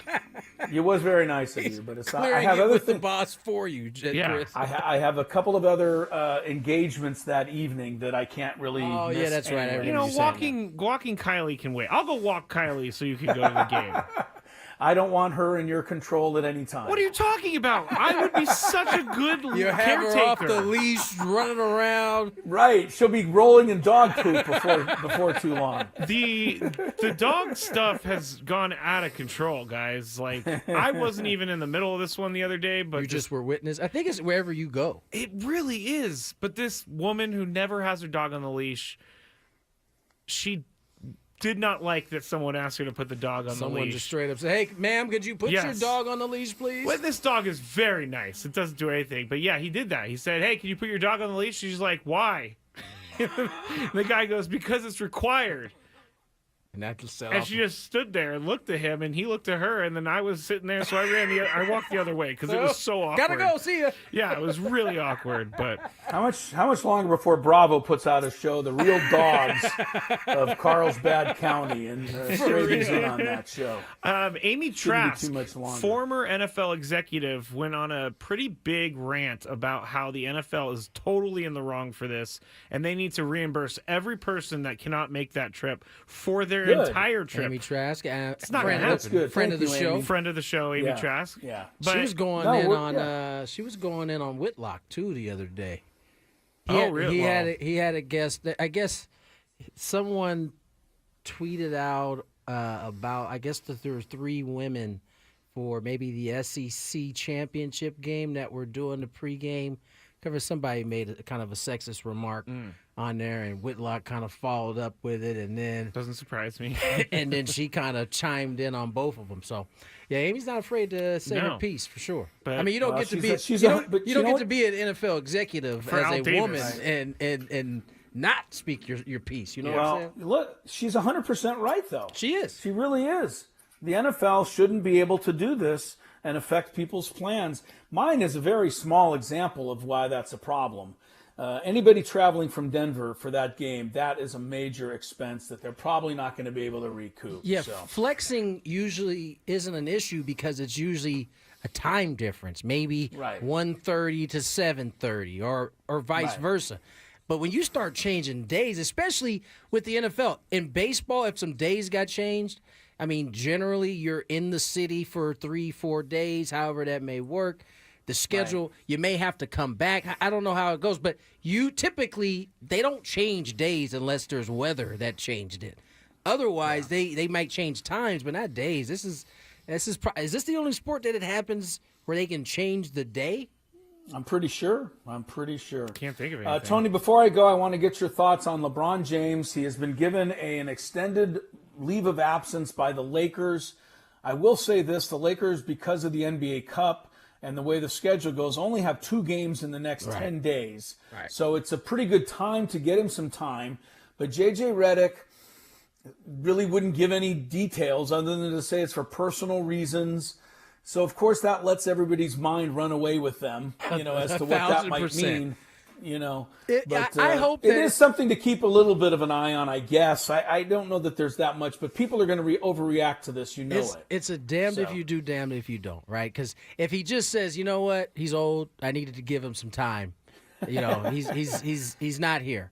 And by the way, they don't play till Friday, so he very well could play in Friday's game and just not be going to these practices. I think after Sunday's game, they're off for the rest of the week. So I think this was a part of the plan the whole time. They've had the schedule. They've been able to kind of size up where they'd be able to get him some rest. But you're right. If he says it's a personal, now everybody's probably digging to see what's going on in LeBron James' life. If he would have just said he's old and tired, we'd be having the load management conversation. So, I think it ultimately will be a nothing burger, as we like to say. Scraby, what do you think? Because I know you think it's a something burger.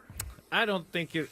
I do think it's interesting that he wanted to play all 82 games, and that got thrown out the window last week, and then all of a sudden he has an indefinite leave. I think that, if we're being honest, the biggest thing that comes across my mind is this is what happens when you get closer to 40. He's trying to figure out, because he hadn't played well, although he bounced back after the couple bad games, had 38 in the last one, but he is getting older. I mean, he's going to be 40 on December 30th. It's coming up here. Yeah. So, I mean, listen, I think this is kind of what you're getting right now from an almost 40-year-old LeBron James, despite the high level of that he's playing at. I think I know where LeBron fits now in this whole ecosystem of the world, and it's just doing commercials with Kevin Hart, because even though I'm not the biggest Kevin Hart fan, I love the LeBron and Kevin Hart commercials. They are hilarious. They are funny, for sure.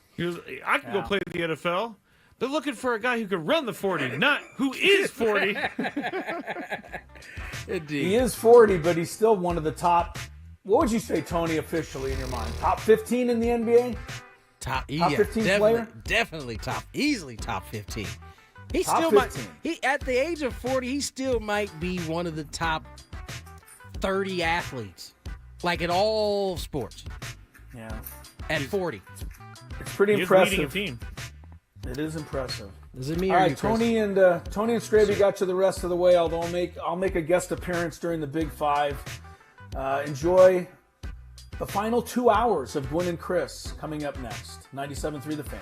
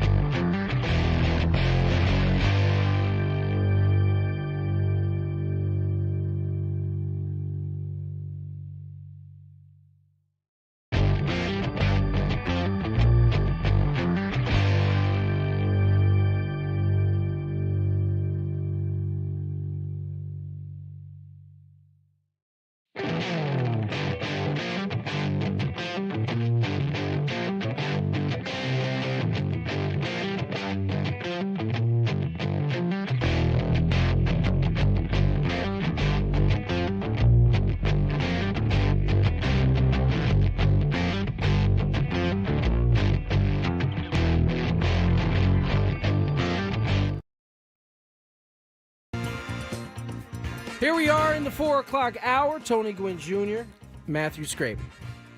Chris Ella will join us a little later for a Big Five. Right now, though, it's just me and Scrape. Yes, sir. Little Gwynn versus the fans coming your way. Scrape? Yes. Would you like to give everybody the prize? I would love to. Lovely. And it's going to actually, it's a new prize if you're just tuning in for the first time today in a while, because it is going to get you a chance to go to Vegas for March Madness. And if you beat Tony, you'll be qualified for that chance to win the grand prize. A 2-night stay at Westgate Las Vegas Resort and Casino and 2 tickets to Hoops Central at the Westgate Superbook. The Westgate Las Vegas Resort and Casino features newly designed premier rooms, part of their $70 million room renovations. Home of legendary Vegas fun. Experience the madness of March, as only Westgate Las Vegas Resort and Casino can serve it up to you with high-definition screens, luxury seating, table service, and access to all the best gaming action. Enjoy hoops action from the best up-and-coming stars on giant HD screens in a smoke-free environment as you cheer to the games that keep us coming back to college ball every year. For tickets, head to westgateresorts.com. We have a few lines open, 833-288-0973. We'll give them a chance to fill those lines up before we get to the game. Some people are already kind of chiming in on this Bill Belichick deal. Oh, gosh. Of course, there's going to be the pundits. Yes. That what did Feinbaum say? Actually, this one didn't come from Feinbaum. Wow. This came from Stuart Mandel, who was on The Athletic. I didn't read the article, to be fair. I just read the title, what's it called? The headline? Yeah. North Carolina is going to regret hiring Bill Belichick. So I don't think I necessarily need to read it to understand where this is going to go. I guess I should read it to figure out what his reasonings are, that it's not going to work. But he's clearly stating UNC is going to regret this. I just don't listen, unless he is completely out of touch. And listen, there's got to be some question marks about it, because his finish after Mr. Brady left wasn't great. No. So Mac Jones wasn't great either. He wasn't, but he also was drafting these guys that they brought in. Sure. So, yeah, he was the guy. I understand, some of the idea that maybe he's lost his magic, but I just have to think in terms of structure and some of the things you like a young man to be able to learn. I would assume this is a great starting point for them.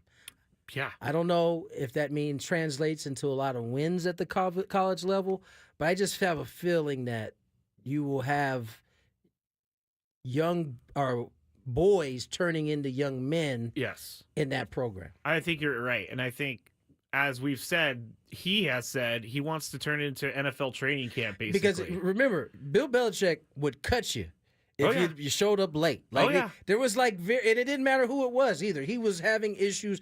At one point, didn't they end up cutting Randy Moss when it was all said and done? Ooh, I don't know about that, but I know that Bill doesn't mess around. No. And I think that's good for a lot of people, but I think this is going to be great. I really do.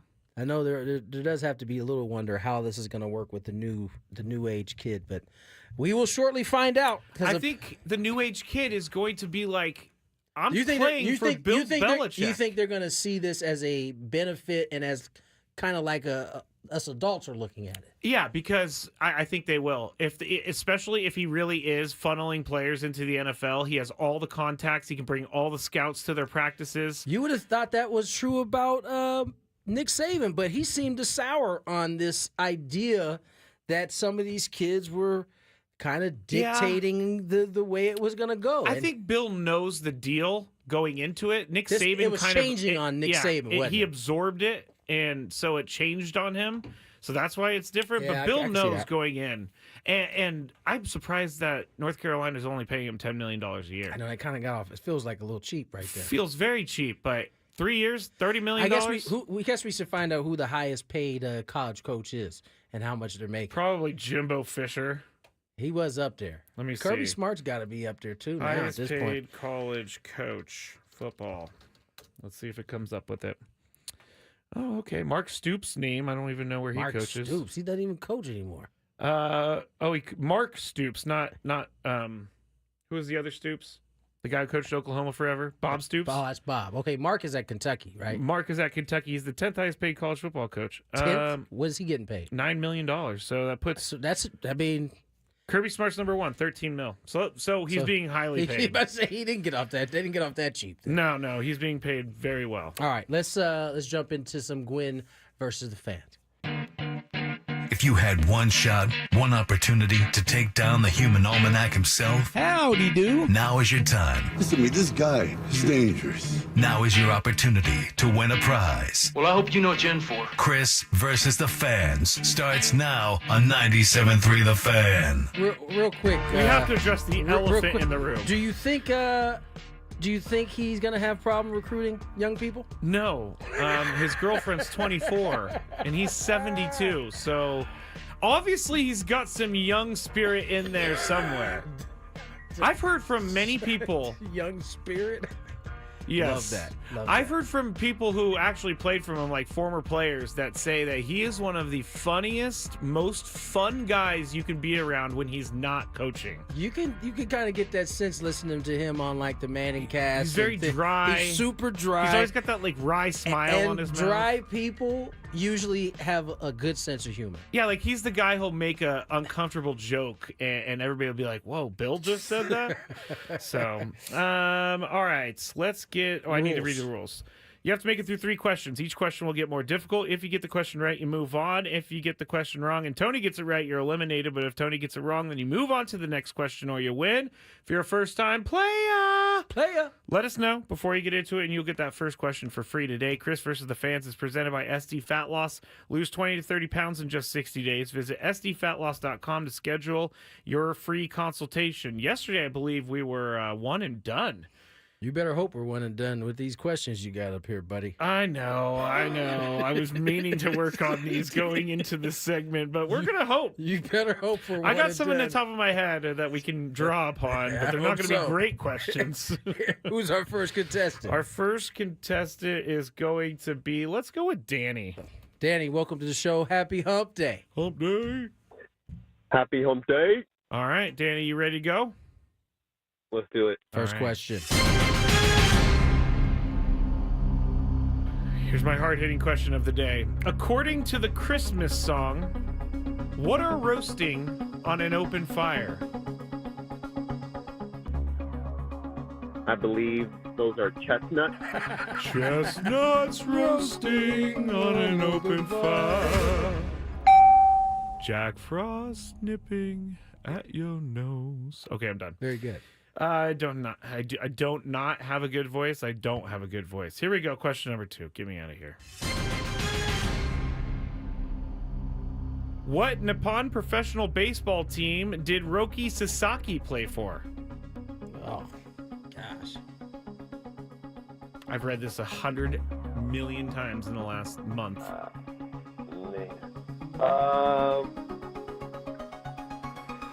I'm not too sure, so I'm gonna hand it off to Tony right now. Okay, good call. Smart Good man. call. Because I have no idea. You have no idea. 0. Do you know team names?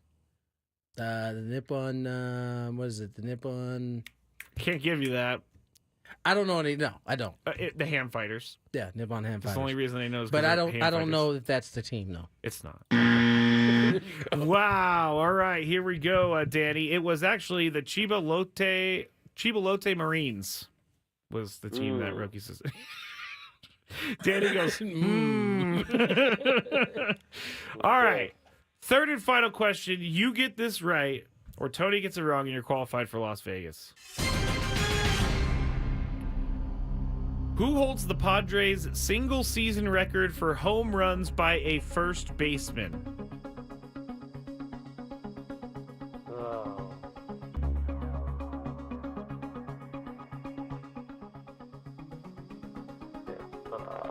Who holds the Padres' single-season record for home runs by a first baseman? Gonna need an answer. Nah, I don't know. All right. I think Tony's looking very confident over there. None other than Mr. Adrian Gonzalez. Wow. Yes, it was. Sorry about that, Danny. Try again. Adrian Gonzalez. is the answer right there. That was an AJ Cassaville newsletter question. Thank Did he you. get to 40? I don't remember the number. Let me look and see if he did. I'll go. No, I got it. You go ahead. You go to the next question. All right, let's go to. I didn't screen you because you called in late, but Karen, are you there, Karen, or someone who knows Karen? It's actually Michael. Yeah, I'm here. Michael. All right, Michael. First time player. First time player. All right, Michael.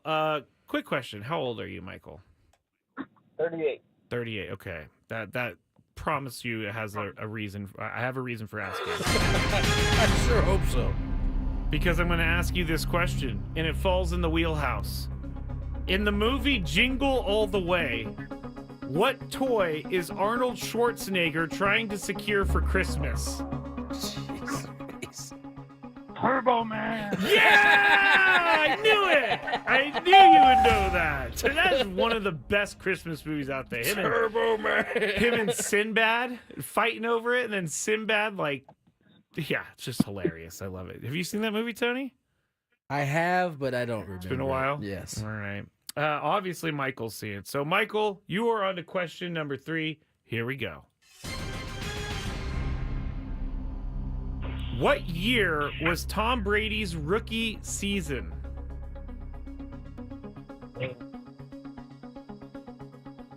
Don't know, so I'll just throw one out there. Okay.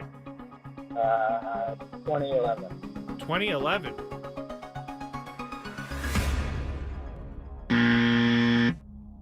Tony?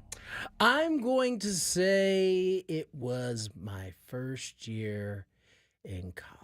I hate when there's landmarks. So I'm going to say that's 2000.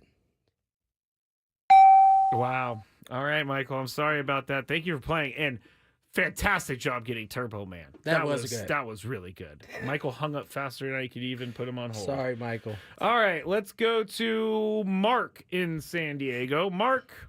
What's up, Mark? Yes. Let's do it. Let's do it. He's ready. All right, question number 1. These questions are getting a little thin.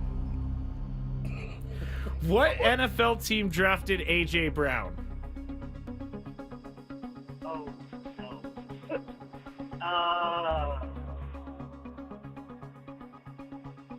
I do not know. Okay. Titans? You got it correct. I don't know. You did know. You did know. He was drafted by the Titans. I guess I did. Yes. Okay, there we go. All right, here we go. Question number 2.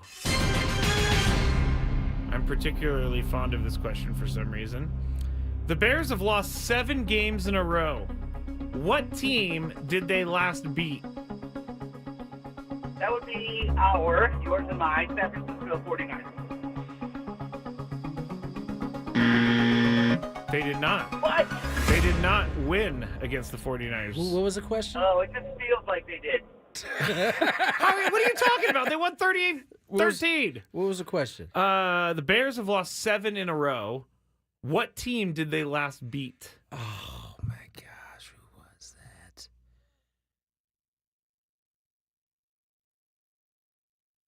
that? I'm going to have to say something to not trigger the dead air alarm. Oh, my gosh. Who was it that... wasn't it the Jaguars? Sorry, Mark.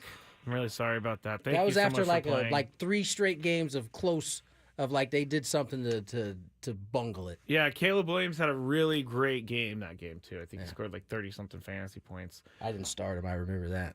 And no one was starting him at that point. All right, we're going to go one more round, and then we're going to head to the tiebreaker. Ollie, are you there?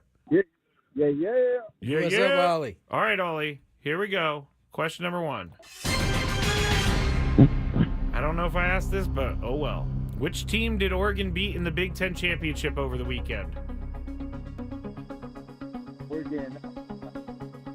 So, Arizona State.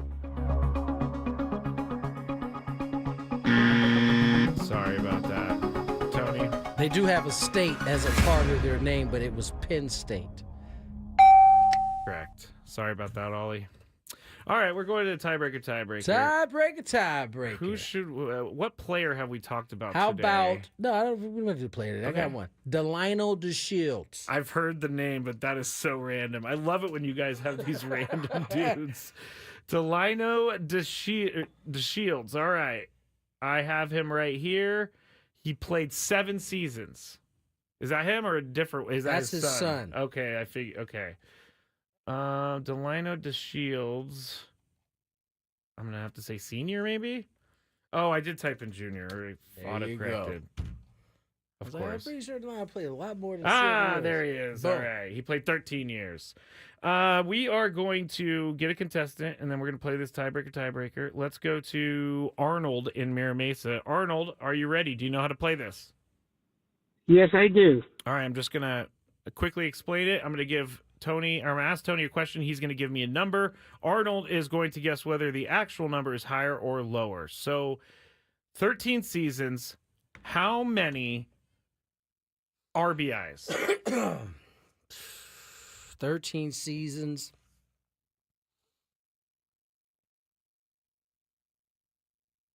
I say about 830.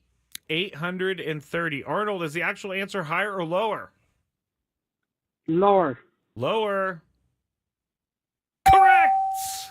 Nice job, Nice work. Arnold. Stay right there, and I'm going to get your information in the break. Actual answer, a lot lower, 561.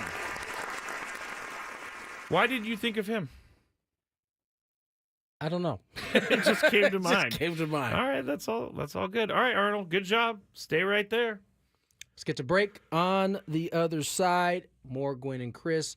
We'll check traffic. From the 97.3 The Fan.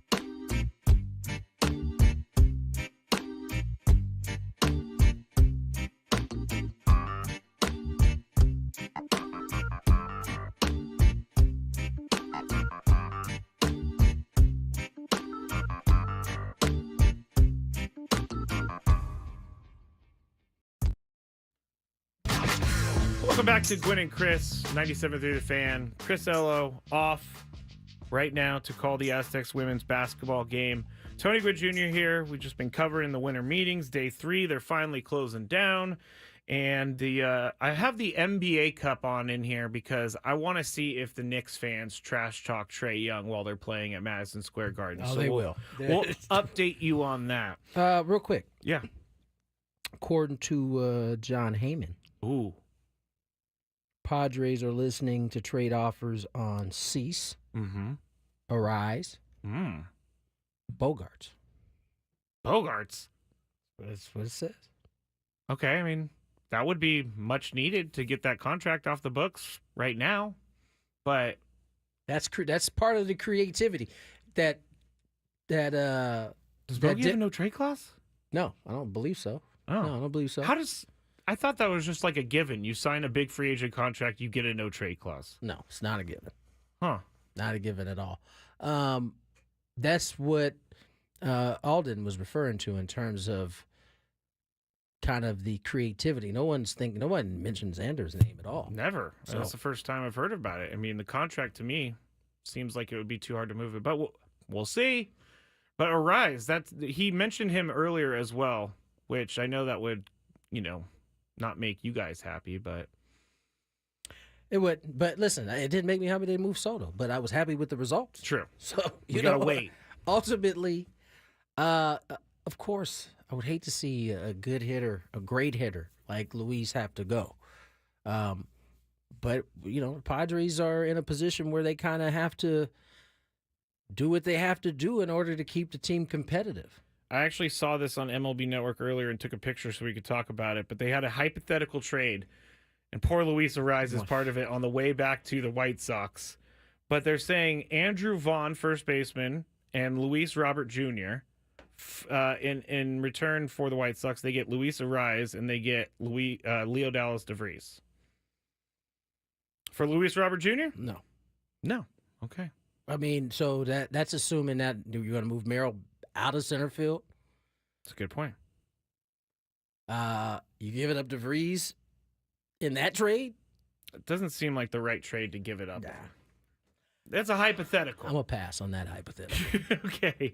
What I did not pass on yesterday was the delicious spread that Baja Rick's Cantina Baja brought Rick's in came here. Through for your boys. Oh, man. I ate too much of it before the show. I was a little sleepy during the show, but he came down here and he brought so much food and lobster tails and ceviche and everything and chips and all of the good stuff. So thank you very much, Baja Rick, for bringing it all down. Yes. I met Baja Rick a while back. I didn't know who he was, Tony. And then he's kind of an unassuming guy. He didn't say who he was or anything, so we were just chatting. And all of a sudden, he's like, oh, hey, Baja Rick. To the sales guy said that. And Baja Rick's just a cool dude, just a nice guy. And he's a part of our station. So thank you very much, Baja Rick's Cantina, for everything you do and having us down there for the broadcast and all of that. But it was very good. Tony, did you like your shrimp? Did you like your lobster tail? Did you eat the lobster tail? I didn't get to the lobster tail. But I got to the carne asada, which was delicious. Their tortillas. The lobster was good. That's the first time I got to meet Baja Rick. Super nice gentleman. Appreciate him coming in and feeding us. Food was delicious. Now I'm looking outside like, hey, salespeople, where's the next spread?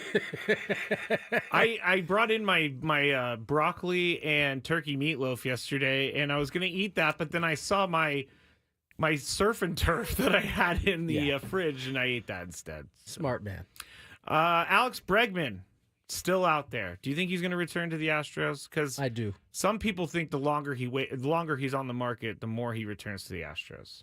But that doesn't. I think there's a chance he goes. I think there's a good chance he goes back to Houston. It's a good fit for him. He's been there his whole career. Yeah, they definitely need him for sure. They can't keep taking losses like that. Yeah. Garrett Crochet traded to the Boston Red Sox. That deal is done for 4 prospects, but we'll get into that a little bit later. And Tony's being my producer. He's giving me the break. When we get back, we have the Big Five. Chris is going to return, and we talked about a lot of things, including what Roki Sasaki's agent Joel Wolf said yesterday about his clients' dealings with the Japanese media. So Big Five when we get back on 97.3 The Fan.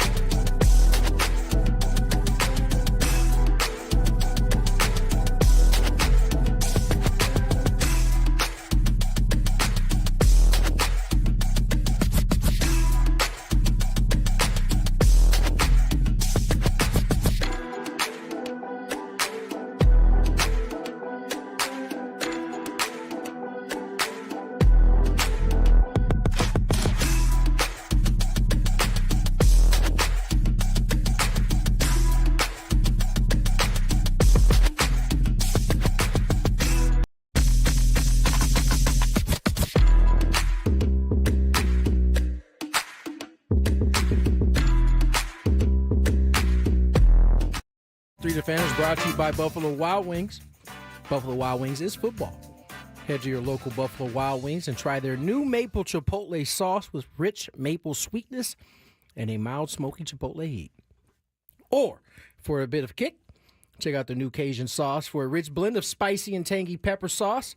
Stop by your San Diego's B-Dubs or order now for takeout and delivery with Buffalo Wild Wings. Go. I recently, you know what they brought in the sauce, John and Temecula, Mr. Lane's Roasty. By the way, bomb jelly. Yeah, you did get the jelly. You got like jalapeno jelly or something. It was, I don't know what the exact spice was. Who sent those to us again? John and Temecula, Mr. Lane's Roasty. John, dude, that jelly was hitting.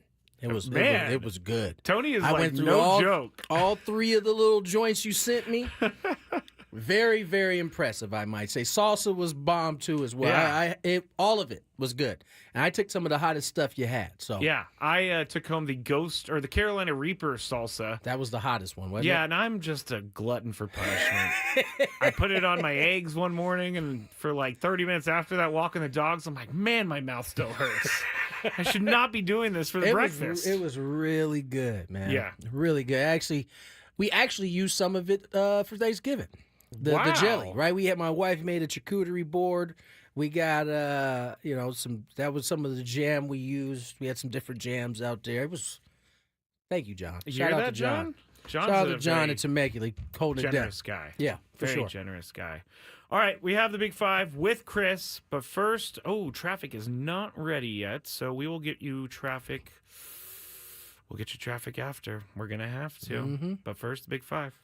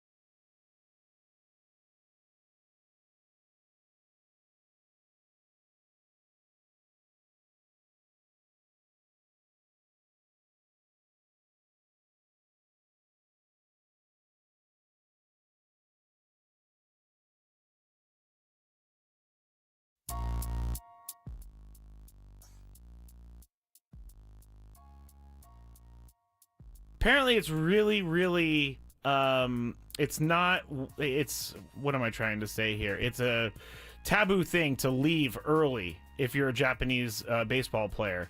And so people are really angry that he's going to be going to the major leagues before he turns a certain age. You're saying that based on what we've seen Yamamoto do, which is he's a little bit older, Shohei, Darvish, those guys. Okay, I got you. Yeah, so he's kind of bucking the trend there and going earlier than most.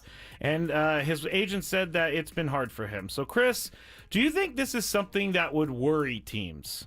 I don't know about that, but I do hope that this is something that may affect Roki Sasaki's decision.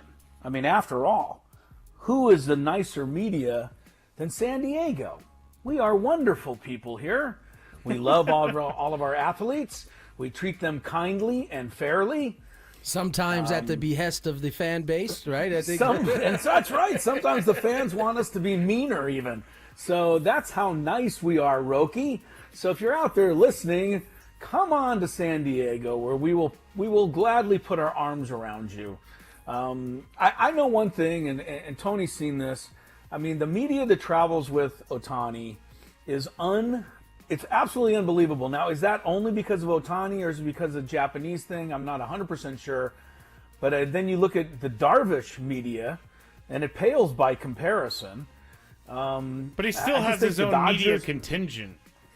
I get you, but not like Ohtani. No, I mean, no. Ohtani's media takes over the entire press box whenever the Dodgers come to San Diego. And I just think that's a Dodger-Padre thing.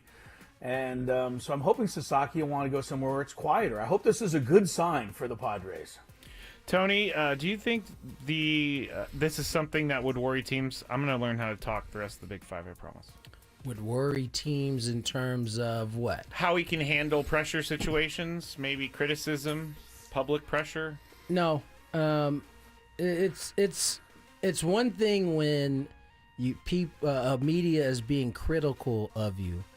I mean, basically, what it sounds like Joel Wolf was saying was that all of the media, I don't want to say conspired, but they certainly are in cahoots, targeted him in terms of him leaving and them being extra tough because he's leaving. That's a little bit different. I don't know that, although I'm sure there are situations here in the States where that has happened in a city. Maybe a certain publication has been hard on somebody. I don't think that'll be as much of an issue here. I think he'll have enough on his plate in terms of getting used to the culture and change that he's going to be making there.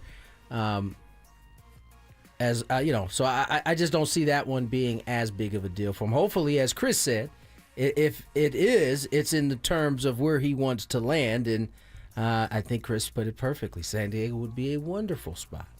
We are a soft landing spot for you, Roki. He Come used on, his agent used the phrase "soft landing." Yeah. So I mean, Well, I think we are ready that for soft you. landing for him. All right. Well, I mean, we are the wussiest media. Just ask our people who listen to the show and everywhere else.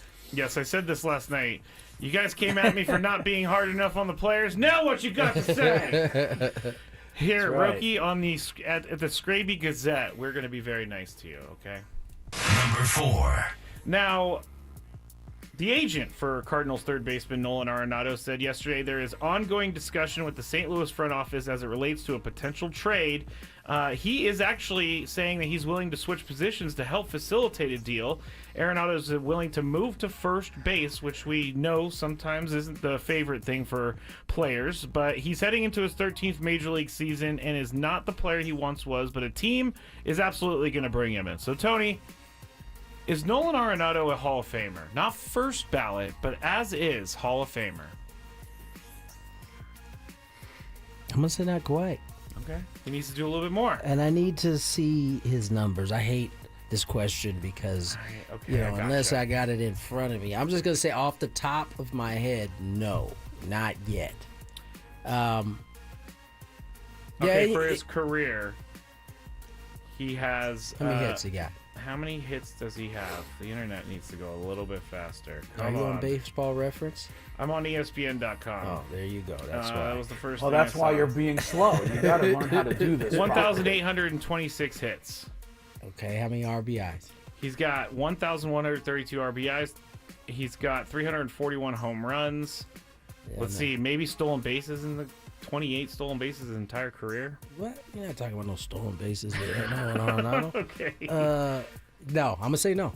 Not right now. All Not right. yet. Chris is Nolan Arenado, as is a Hall of Famer. You kidding me? You're asking me this? I know you're going to say You know yes. how you know what I think about Nolan Arenado. He's the most overrated player in the history of the game. Of course, he's not a Hall of Famer.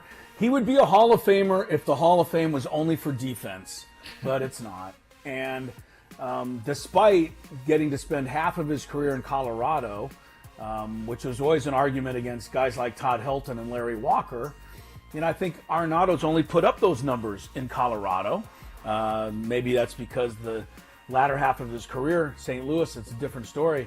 No, I don't think. I think he's in the Hall of Very Good. I really do. I don't think he's a Hall of Fame ball player. All right.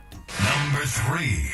The 2034 World Cup was announced recently, and it will be held in Saudi Arabia.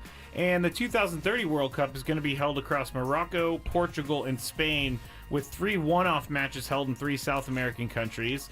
The 2030 and 2034 World Cups each only had 1 bid and were confirmed by FIFA in a meeting recently. The president said, quote, "We are bringing football to more countries, and the number of teams has not diluted the quality. It actually enhanced the opportunity.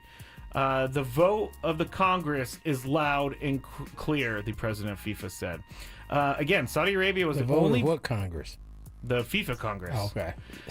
Again, Saudi Arabia was the only bidder for the 2034 edition of the tournament. Chris, what does this tell you about the state of the World Cup? That there's only 1 bidder for the last 2? I wish I followed soccer closer so that I could give you a better answer. I'm afraid that I would answer this question, and then somebody that really pays attention to soccer would call me out for not really being informed. Who cares? Well, what I'm trying to tell you is that on the surface, it doesn't bode very well if an event of this stature is only being bid on by one country. But the only other thing I can say is, how many more countries want to be held hostage by events like the World Cup, events like the Olympics, and things like that? You bid on the Olympics, and you have then dozens upon dozens and hundreds even requirements that you have to make good on in order to secure that bid. So I don't know that this bodes great for the World Cup, but I don't know that it's ever going to go away because no one's going to want it. I think FIFA may have to start dialing down some of what it demands from a city or a country.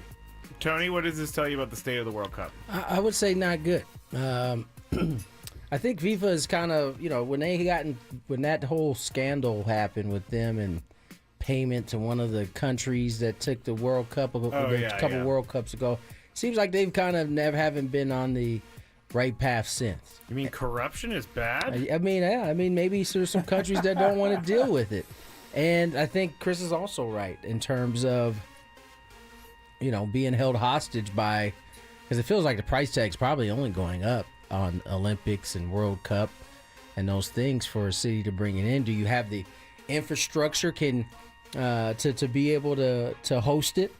And so, on one hand, it's probably good that a lot of these countries get a chance to maybe put their places on display. But in some sense, I think maybe if there's only one country bidding, that's this good spin that FIFA's had there with, this is great opportunity. Oh, yeah. No, it definitely is. But it seems like only one person or one country wants the opportunity. So, yeah, I would say this is not good. I love this spin job. This is one of the best spin jobs ever. We're bringing football to more countries. The number of teams has not diluted the quality. It actually enhanced the opportunity. No. That's a word salad, but it's a good word Definitely salad. did enhance the opportunity. Number 2. I think just one last thing on that subject before we move further. According to the soccer fans that follow this program in this city, we have the most soccer crazy city in the world. And so maybe we ought to make a bid for the next World Cup that's available. Oh, I forgot we don't have a stadium. Sorry. No, we got Snapdragon, man. Okay. Were you going to play a World Cup match there? That's all we got. So we got Southwestern College. That's right. And we have France and Germany in the semifinal from Southwestern JC. You know what? I'll host one up That's at right. La Costa Canyons football stadium. Okay, that's not a great look. Very nice. 49ers wide receiver Debo Samuel took to Twitter the other day, and Tony and I were trying to find this, but we found out that he deleted the comments. He did indeed. But he did not shy away from it when being asked about it by reporters. So he took to Twitter on Monday afternoon, and he said, quote, "Not struggling at all, just not getting the ball," end quote. He later deleted it, and he added a separate post saying, "Not hating on any of my teammates," which I believe him. He stood by it when he was asked by reporters, and he said, "You read what you read. I'm a little frustrated for sure." Brock Purdy said he understands his frustration. Kyle Shanahan said he understands his frustration. But fans quickly reminded Debo he has the most drops on the team this year, so maybe that's why he doesn't get the ball. Tony, how do you make Debo happy if you're the 49ers? Debo has to make himself happy first. It does seem like that. I mean, and that starts by, recognizing that maybe venting out into the sphere of Twitter is probably not the best idea, especially if you're not ready to hear what's coming back your way. And listen, it's all gravy. You can feel that way and throw those things out into this Twitter sphere, but on a good year, you're probably gonna be able to get away with it. Nobody's gonna probably bother you at all. Yeah. Bad year though, in 2024, everybody's gonna let you know that has a Twitter account that is upset with you as a player, as a fantasy player, as a betting player, as whatever it is. And so, it just probably wasn't smart for him to go out there. He clearly knew either A, Oh man, look, firestorm! I started here. Let me delete this. Or B, that it probably came off a little, arrogant on his part, right? And I think that's why he had to say, "I'm not hating on any of my teammates," because that's how it came off. Like, it ain't me, it's them. It's them. Yeah. And so, these guys, when they're frustrated, sometimes these situations get the best of them. It seems like that's what happened to Debo. Yes. Chris, how do you make Debo happy? I can't make him happy. I think it's next to impossible. You have the, you do your siren sound from when the police are coming? Yes. Scraby? Oh, no. Could Where's you do Chris that here, going please? with this? Just do it. Thank you. That's the karma police arriving at Debo Samuel's house. Oh, wow. What did he do? Oh, that's right. The kicker. Well, ever since he tore apart his kicker and got in his face because the guy... don't know This has me. been a full season Debo thing. Samuel... He's been awful all year. It has not been No, since no. then. He's talking about this. Go ahead. But all the firestorm around him has happened since the kicker situation. When he got on the case of the kicker, the karma has come back, and now everybody wants to know, well, why the hell aren't you doing anything, Debo? Nobody really was paying that close of attention to it until he shot his mouth off, and he got on the camera and got in the face of his kicker, who missed a couple of field goals, or missed 3 in that game. I was going to say, it wasn't just like... That's a very good point. Hey, but you know what? But shut the hell up and go play. And this is not on Debo so much as it is just about every wide receiver in the NFL now and in the past. When they're not catching a lot of passes, they hardly ever seem to look in the mirror and say, what do I need to do to get a better job of getting open? As opposed to blaming the play calling, blaming the quarterbacking, blaming the structure, blaming the scheme. This is what wide receivers do. But I think Debo would be a whole lot smoother had he not called all this attention to himself. Karma wins again. It doesn't mean that he'd be having a better year, Scraby. It just means that there'd be less people on his head right now. Okay, I get that part. Once he came out and had a little fisticuffs with the kicker and the snapper. No, was it a snapper? Yeah, it was the long snapper. And the long snapper. The long snap guy. It's like all eyes have been on him. And then because it was that same week after that incident that I heard somebody bring up the drops at that point. So you knew it was only a matter of time if they kept losing. And he didn't have any big games in between there that we'd get to this point. I appreciated Debo going after the kicker because they could have easily lost that game because he missed so many field goals. Like who? Like Debo, that's not the point. It's you're the worst teammate ever, Scraby.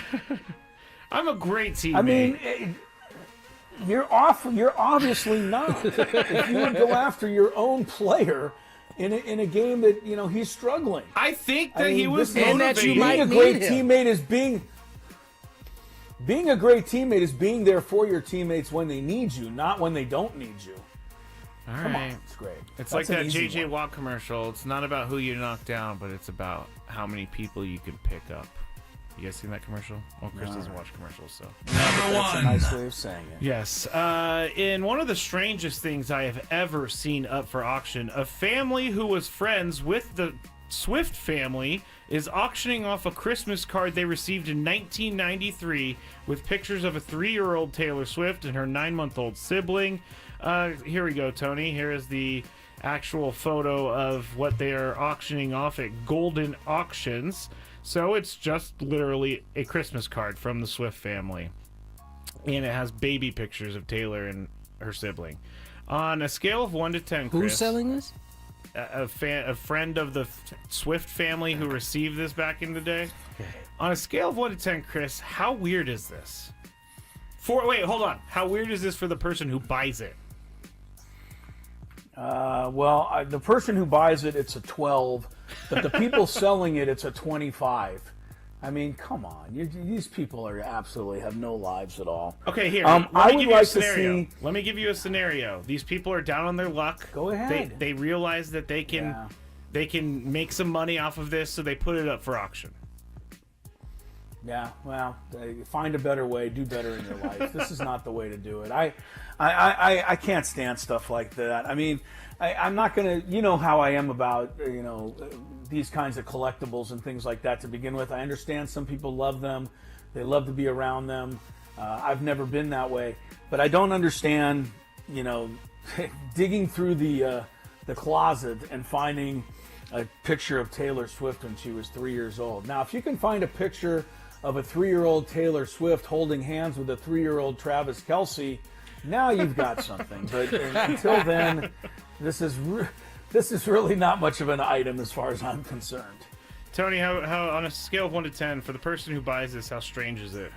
Strange. Very strange. So I guess that puts it at a 12 as well. And yeah, I don't know. Even selling this, I'm kind of interested to see how much this goes for.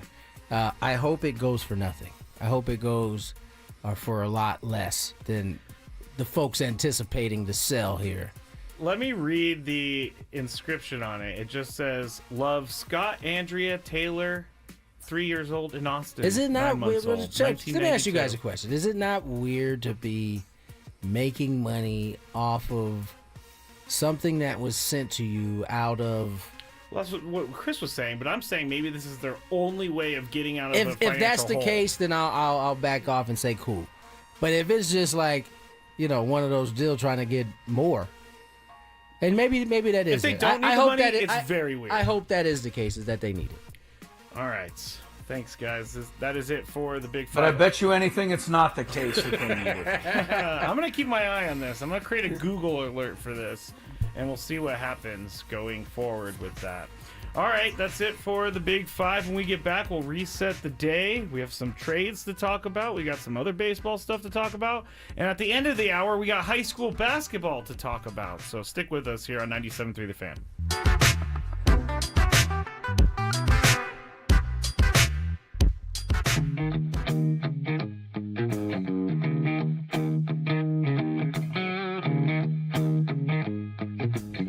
There's a Roadrunner. Meet me. He doesn't like me.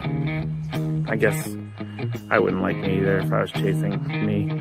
As you can see, I'm all Aztec'd out here at the Aztec Baseball Tournament. It's the SDSU Baseball Alumni Tournament. Right now, we are 1 under in the scramble. And Chris is playing well, Tony's playing well. But our ringer, Jack Townsend, is playing really well. So.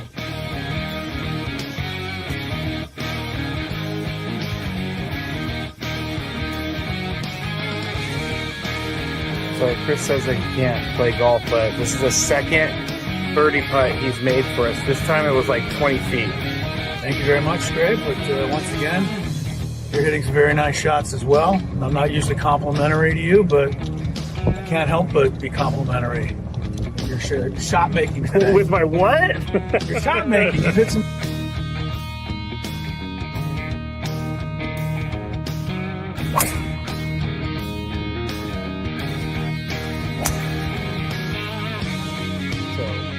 We are just leaving 10 now, and it's getting really windy. It's actually kind of cold. I'm not gonna lie, I know we're in San Diego, but we're 3 under as a group.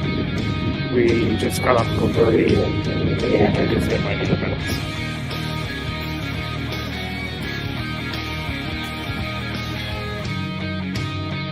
There's a squirrel, but he wants to attack me. Squirrely!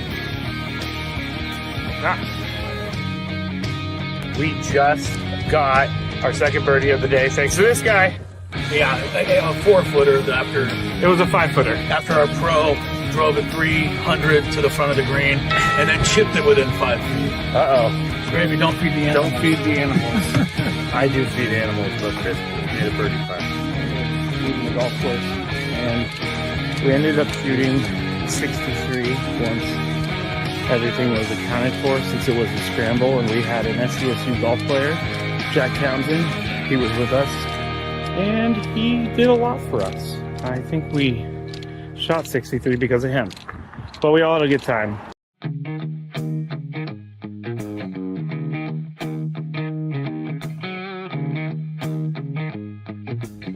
There's a Roadrunner. Meet me. He doesn't like me. I guess I wouldn't like me either if I was chasing me. As you can see, I'm all Aztec'd out here at the Aztec Baseball Tournament. It's the SDSU Baseball Alumni Tournament. Right now, we are 1 under in the scramble, and Chris is playing well, Tony's playing well, but our ringer, Jack Townsend, is playing really well, so.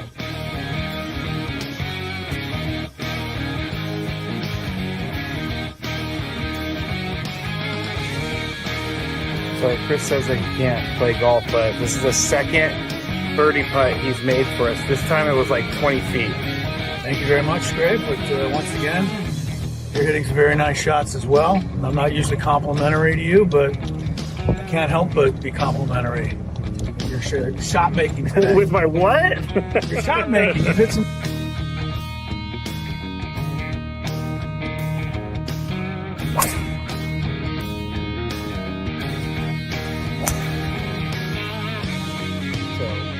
We are week 10 now, and it's getting really windy. It's actually kind of cold. I'm not gonna lie, I know we're in San Diego, but we're 3 under as a group. We just got off the birdie, and I just hit my defense.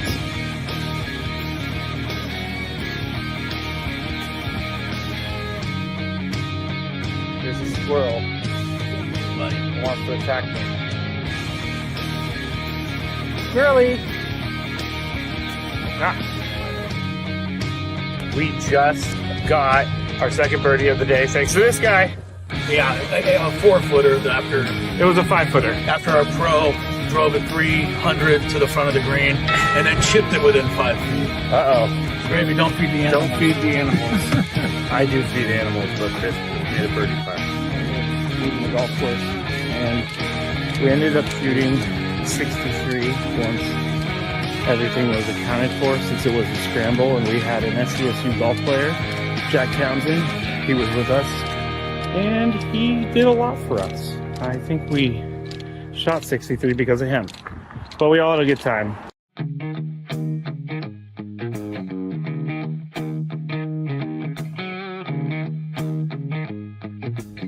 There's a Roadrunner. Meet me.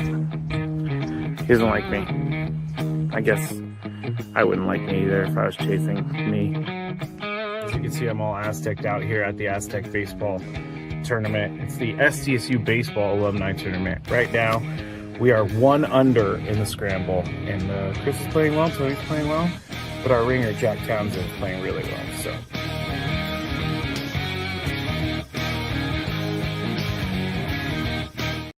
Your match, Gravy. Got a little high school basketball coverage coming your way. Last segment, my man Michael Flicks will join us. Give us, I don't know how to call it a preview because the season's probably about 2 weeks in right now. Oh, that's it? Yeah, it's not very long. What is the season for high school basketball? Like November through March? Yeah, pretty much. February? No, not March. November to March, because you got a little break period there during Christmas time. You got the Christmas tournaments. And then I think league play starts like end of January, end of February. But anyway, Michael Flicks will join us a little bit later in this hour to talk a little high school basketball, some of the premier players in this county, some of the premier teams in this county. We'll try to cover a little bit of it all. But I think it's best that we start the happy hour with a little tea. Ooh. Jimmy Butler has been rumored to be in the trade mill. Yes. And, we no longer have Woj. By the way, Woj announced on a podcast that he's dealing with prostate cancer. I think it may have been one of the reasons that he had may to have step been. down. Decided that being around family was most important. So we wish him nothing but the best. Prayers up for Woj. But Shams has been the guy that kind of take over his spot. He did. And it's interesting that we have Woj and Shams. Like they got one name guys who are the breakers of the NBA. Well, Shams has gotten himself in a little bit of hot water with Jimmy Butler's agent, Bernard Lee. Now, I'll read you the tweet that set this off. Shams Charania tweeted out, the Phoenix Suns are another team that Jimmy Butler's agent, Bernie Lee, has indicated in league circles that the 6-time All-Star is open to as a destination while Miami listens to offers, sources tell ESPN, joining Dallas, Houston, and Golden State. This set out what the young folks call a crash out. I love Tony because he gives me the information on all the new words and phrases. Yeah, the new lingo. Lingo is the word I was looking Bernard Lee crashed out with his 3-set tweet. He said, all right, listen, I gave you a pass yesterday. I was busy. But if you don't stop putting my name on your complete and utter made-up bull bleep, because you know you normally aren't worth my time to acknowledge. And he put continued in parentheses. So I scrolled to the next one. I don't know what I'm going to do because I'm a middle-aged dad, but just know it would indicate severe dislike. World. All this is fabricated. I have never, and honestly, it wouldn't help me or the position I represent to do anything that's been reported by said quote-unquote journalist. I scroll again. Shams, this is your opportunity to say, my bad, I let ChatGPT write my tweet. And it went old school Peter Vesey. And then he puts in parentheses, Shams, Peter was a writer in the 90s. Be a trendsetter. Invent the new I was hacked. Carry on all. Thank you. Wow. That is a okay, so really good response. I need some information from you. What? What is Chat GPT? Oh, it's like the AI thing that you can use to like if you have a paragraph and you don't really like the sound of the paragraph, you put that paragraph in Chat GPT, choose a style like serious, funny, calm, and then it will write something new for you. Really? And I've messed with this, and sometimes it twists your words. It makes it seem like it's the opposite of what you originally tried to say. Really? So maybe Shams threw in this thing in ChatGPT, and ChatGPT took the name and was like, "Hey, we're gonna use it." He said, "Say my bad. I let ChatGPT write my tweet, and it went old school Peter Vesey." See, I have no. I mean, I know ChatGPT. I don't know who Peter Vesey is. So or old school Peter Vesey. Peter Vesey was the Shams / Woj in the 90s. Okay, he was the one. Him, I think David Aldridge was one that was breaking news. Was Craig Sager maybe? Craig Sager wasn't really breaking. What's my man we had on? Used to do NBA. He used to be on ESPN all the time. Good hair, kind of slicked. Blonde. Oh, Rick Bucher. Rick Bucher was the other one. It was like those three guys were the dudes who were breaking a lot of the news. Mark Stein was another one. But they were the dudes, especially Vesey and Aldridge in the 90s. So he was, Peter, I guess, had a propensity of saying things that weren't necessarily true. I think he said it went old school Peter Vesey. So, Shams off to a little bumpy start. Has Shams responded? I don't know. I don't know if he's responded. I don't know if it's in his best interest to respond. I was going to say, do you think if he did lie, it's better for him just to come out now, quote tweet it and say, "Hey, Yeah, I don't know. I don't know, because you don't want to say you lied, I because then think all of in your credibility is today's day gone. and age, it has been a proven, and I'm not saying it's the right way to go about it, but it has been proven that if you double down, triple down, it works for you. Sometimes.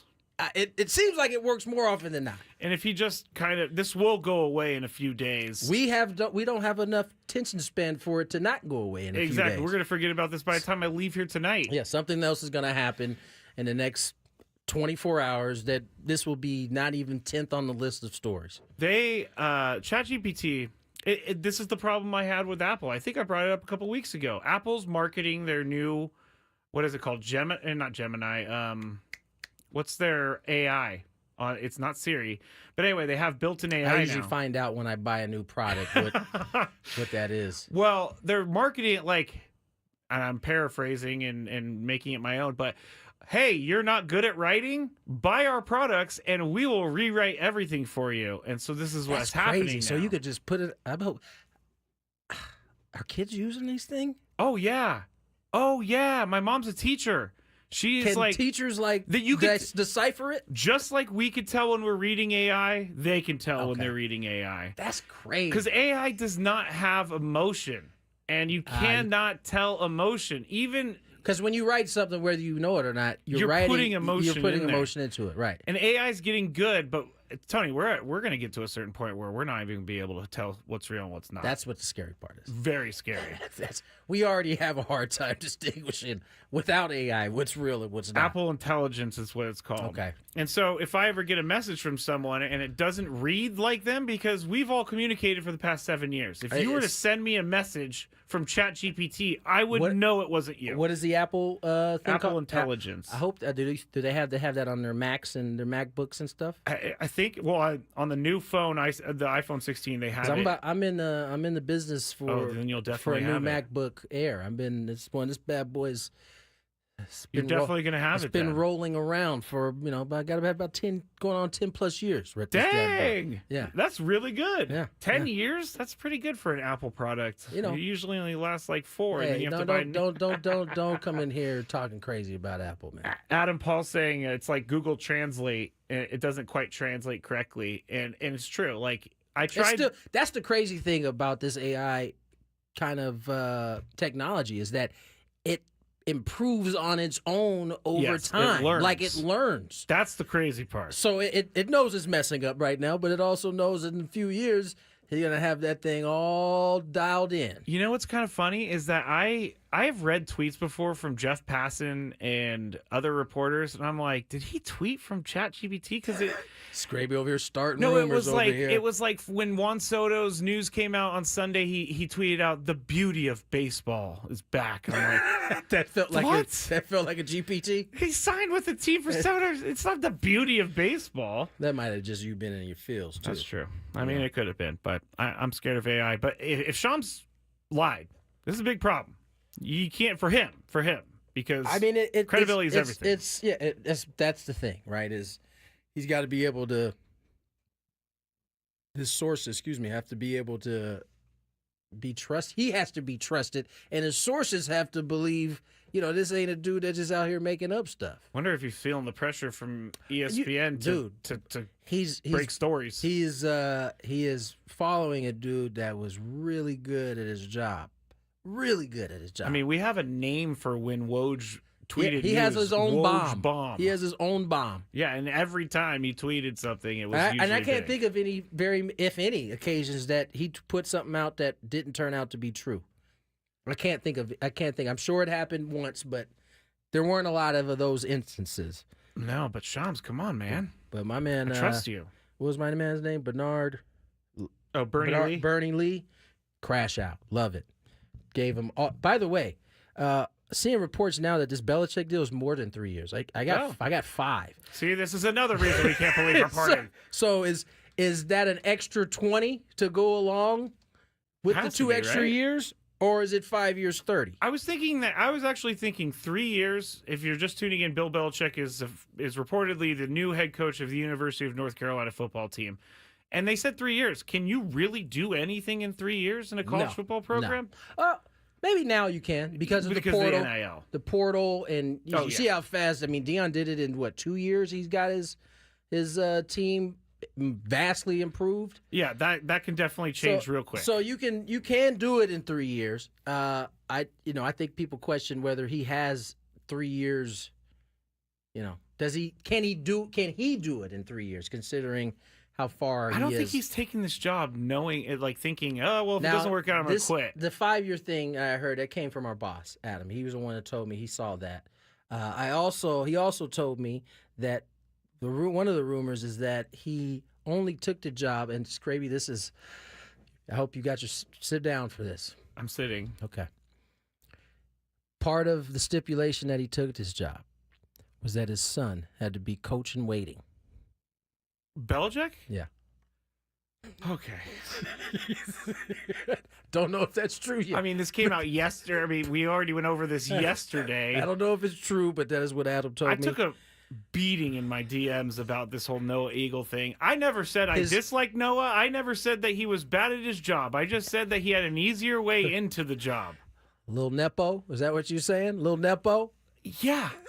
And then, of course, I get the ones that are like, dude, you do know that the guy you work with has a famous dad. And I said, do you even listen to the show? I said yesterday, athletes are different because they have to actually be good to make it to the highest levels. Otherwise, don't you have to be good at broadcasting in order to get to the highest levels? No Eagles good, so I can't say it. Like Jack Collinsworth, I don't think he's he's not bad. You think I don't think he's anything special. I got you. I think that there are people out there that could do just as good a job. If I'm not mistaken, Mike Lombardi was his GM in New England, or helped with the whole roster thing. Apparently, he's also going along with him to UNC as the GM to handle the NIL type deal. So he bringing it, and this is why I said this wasn't a crazy idea. He literally has been a GM and all of that in the NFL, where you're dealing with players and money. It's virtually the same thing on a smaller scale. Really, they're not making the kind of money, and so you figure out the formula that you're going to spin and how you're going to spin, and we'll see how this thing works out. I think it's going to work. I do too. I think it's going to work, and I think that it's going to be a new model, and I think that we're going to see more former coaches going to the college way. I mean, Jim Harbaugh did it. I think it could be good in a lot of ways, because I think anybody who watches, everybody watches the NFL. Is there any question that the NFL is a better product than college football? No. I don't think there's any question. Easily tell the difference. Right, 100%. And so if you're getting that kind of, again, this all boils back down to a guy who enjoys coaching, like loves coaching. That's why he's going from the NFL to the college football. These guys are going to coach kids up. Yeah. Oh yeah.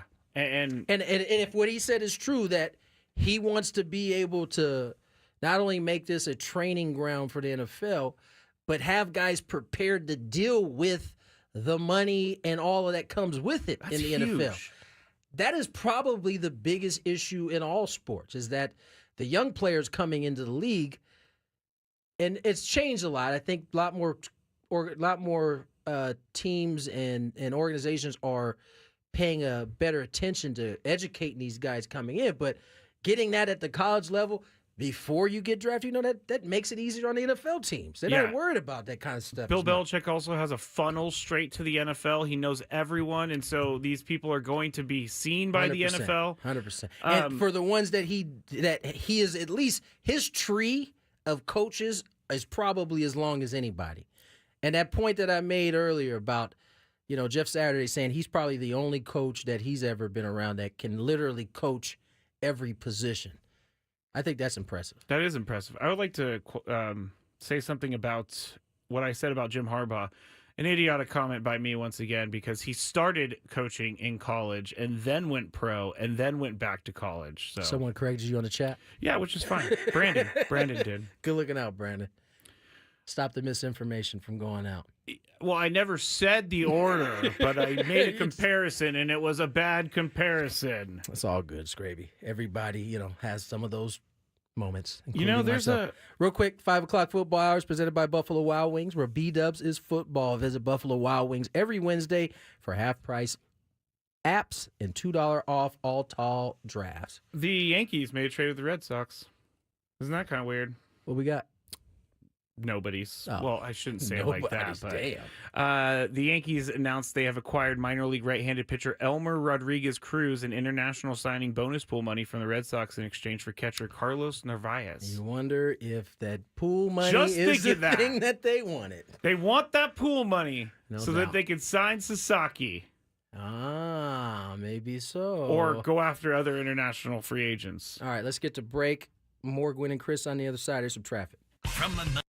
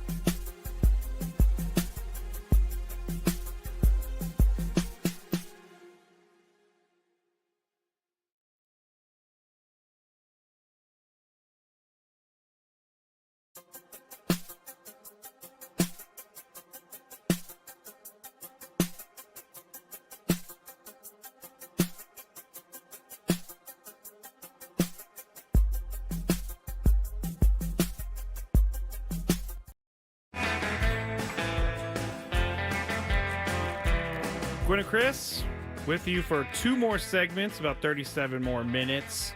Matt Scraby here, Tony Gwynn Jr. there. His camera, there he goes. Got his camera back on. You can watch us on YouTube if you want. Just search 97.3 The Fan. You'll be able to find it right there. And you can comment, be a part of the community. And just recently, someone on the chat commented about the big MLS expansion draft that is happening tonight. And I didn't really know it was happening. But I will talk about this on the Scraby Show tonight because I have a few thoughts. I've been thinking a lot about the MLS lately, so it's perfect timing for the Scraby Show and thoughts. That starts at 6 p.m. If you love Mediterranean food, try Spiros for authentic Mediterranean cuisine in Coronado or La Jolla. For dining or takeout options, visit spiroscuisine.com. Now, big news of the day really has to be Garrett Crochet being traded to the Red Sox from the White Sox. In baseball. In baseball, yes. College football has a whole nother can of worms of big stories, but in baseball, that's the big one. And the Red Sox sent 4 of their highly touted prospects back for Garrett Crochet. But every time I see only prospects going back, Tony, I think about what you and Chris tell me all the time. Prospects are prospects. And we normally don't see these prospects turn into some superstar. So obviously the White Sox needed to move him, but I'm glad that the Padres did not go down this road. It was rumored that they were going to have to give up Ethan Salas or Leodalis DeVries or both. I'm just happy this didn't happen because AJ can do some more creative stuff, I think. Yeah, I don't think it was ever realistic. I don't think the Padres had interest. It would have had to be like the perfect guy. Yeah. In order for the Padres to part ways with both of those guys, Salas and DeVries. Yeah. He's got huge upside, but not too huge prospect Crochet, upside. if we're talking Crochet, he's got upside, but I'm still concerned. About? That was the first year he's been a starter. Yeah. He's been injured almost every season, so it's not that I don't think he's capable, but I need to see it more before I relinquish 2 prospects that are top notch in all of baseball, not just in our organization. So, I think every team is different. I think clearly that move for the Red Sox is they're a little bit different spot than the Padres. Yeah, that's a franchise that is supposed to be one of the premier and has been basically invisible the last since they moved Betts. True. Right? I mean, they won the World Series that year. There ain't been much going on there since. And so, I think that's why they can afford to give up 4 prospects, because that fan base is they're at the point where they're like, I don't give a damn about no prospects. I want to see this team win, big team. Yeah. No, that's very true. And Red Sox, Adam actually Padres fans have been there before. Yeah, definitely. Now I think it's more like, all right, let's make sure we are being a little more cautious with the ones, because they've given up a lot. They have. But it's been rewarding to some extent. I mean, again, this is perhaps the best stretch run of Padre baseball in franchise history. So, that doesn't necessarily mean, unfortunately, that you're going to win a World Series in that run. But this has been much more enjoyable than what we were experiencing before. I think we all could get behind that. I think a lot of people are getting the wrong idea about the rumors of Dylan Cease being asked about by other teams, because I feel like people are connecting Dylan Cease being traded with the Padres not spending money, which it has nothing to do with spending money. Well, it does in this way, because he only has 1 year left and they're going to have to pay him or they lose him to free agency. I mean, you can feel that way. If you felt that way last year and you feel that way this year, fine. But, if you're just feeling that way and you saw what happened last year, I mean, the Padres had to cut more salary last year than they are talking about this year. They cut over $100 million in salary. And I think we'd all agree that is the highest hopes we've had for a team going into a playoffs in maybe outside of 1998. It was hyped. I mean, it was really the only team that gave the Dodgers any type of trouble. They after ran the World through Series, everybody. Kind of backhanded compliment. Oh, they were the best team. We were afraid of them. I don't think it was a backhanded. I think that I took was it real. that way. I know you did. Kike Hernandez walked up to me, said that, and then backhanded me. Kike been singing the praises of Padres really since the whole World Series ended. Is he under contract? We do need a left fielder. Let me see. I don't know. I think he is returning. I think he might be returning. All right. Do we have to get to break here? We got a little longer. No, we can go to break. We have a guest coming in, so we want some more time for this guest, I would think. Yeah, he's an unrestricted free agent in 2025. You never know. You like that? You like that? I think I like Kike come playoff time. Yeah, that's true. He's a playoff machine. What are you going to get during the regular season? Because Padres aren't in a position where they can give up a spot to just, to a guy that's not going to be productive. I mean, you got to have that part of it. Yeah. He could maybe fill the same type position that a Solano did last year. It's going to look different. A little more versatility. He can play outfield and infield, but Donovan's bat was pretty consistent. Do you think he'll be back? Different type of hitter. I don't know. All right. Well, these are all things we're going to have to figure out together. No, AJ's going to have to figure it out. We'll just sit and wait for him to figure it out. I would love, you told that, I think you were the one who was saying it earlier about how they sit around, AJ and Co, and they sit around. No, that wasn't me. That said they see some of the tweets. I think that was that Sam or... no, it was Alden. It was Alden. No, was it Alden? I don't remember who it was. Somebody said it today, though. Somebody said it today, and it was like they sit around and they look at tweets of the rumors and they just kind of laugh. I would love to be a fly on the wall for some of these rumors that are out there. Some of them are hilarious, though. They're really funny. Really funny. All right, let's get to break. On the other side, high school basketball season here in San Diego has taken off. We'll have our guest Michael Flicks to premiere some of these teams and talk about some of the stud players we got in the county. More Gwynn and Chris on the other side. Coming up on Thursday, we wrap up the entirety of the week.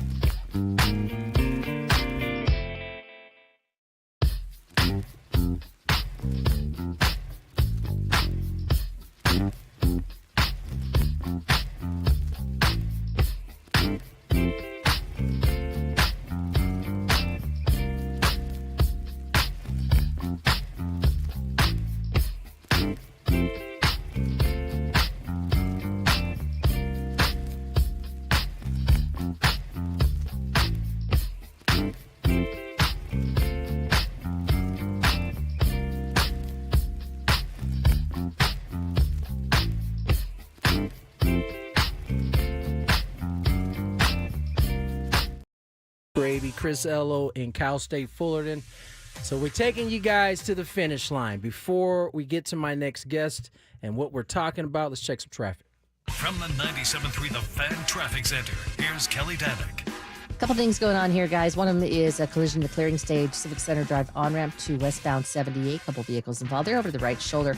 And northbound side of the 125 before Otay Lakes Road, we are getting reports of not necessarily an accident, but looks like a vehicle may have either struck a dog or stopped its vehicle to try and rescue a dog. So just watch out for a little confusion there. Northbound side of the 125 before Otay Lakes. Take it extra carefully there in case that dog is still running loose. I'm Kelly Danick with Gwynn and Chris, San Diego's #1 sports station, 97.3 The Fan. Yeah, certainly hope that dog gets saved there. That's no bueno. Can't do it. No. All right. Last segment of the day. You guys all know how I feel about high school sports in general here in San Diego, but high school basketball in particular is near and dear to my heart here. I think it has grown substantially since the time I was playing all the way back in 2000. So my next guest does a terrific job covering San Diego County basketball. He's doing it really all on his own. Michael Flicks joins us here to kind of give us a little breakdown of some of the teams. Michael, first and foremost, thank you for joining us. How are you, my man? Oh, thank you for having me, man. It's a pleasure to be here. I'm doing great, man. I can't complain. It's been a good week. We're in basketball season. It's my favorite time of year, so I can't complain. You, a former basketball player yourself, Orange Glen, representing Orange Glen. Yes, sir. How did you get into this kind of this area of work here? I mean, you're at a lot of these games. You're really giving some of these kids platforms to kind of show off who they are as players and as people. How did you get involved in this? Well, just like you said, trying to provide a platform, that was really the goal. I got involved because, I was, like you said, I'm a former player. Then I got into coaching at Orange Glen at my alma mater. And then after I got done coaching, I still wanted to be around the game. And I actually had a camera to work on like some personal creative endeavors. And I was like, you know what, let me take this camera out to the game and like really get some practice doing that. And I just really kind of fell in love with filming the basketball games. And, I also play football as well. And here in town, we have Prep Pigskin Report on KUSI. And being a basketball lover, I was like, you know what? We need that for the basketball side of things. So it's been my goal here for the last few years now to try to create a Prep Pigskin Report, but for the basketball side. You're off to a pretty fantastic start. I mean, that's how I really connected with you, was watching the work you put up on IG and Thank you, interviewing a lot of these young guys. And that was really how I started to come to know you and really start to be able to follow high school basketball again. Because it used to be you can get into the paper back in the day when I was playing, but obviously papers. That was big time. I love reading in the paper to see if my name was in there. I did the same thing. When I played high school football, the first thing I did Saturday morning was go and grab the paper, because even if you had even one stat, That's you have right. just one tackle, That's right. your name was in there. So I would go and grab the paper and check. And I think it's awesome because, now, the kids for like in between maybe, I don't know, the last 6 years, it seemingly have started to have a little bit more of a reach. You've been one of the people who provide that. Let's talk a little bit about San Diego basketball, because you and I both know it has come a long way since, 2000. And we're seeing a lot of these teams in San Diego be able to compete all over California and compete at a high level, perhaps nationally in some cases.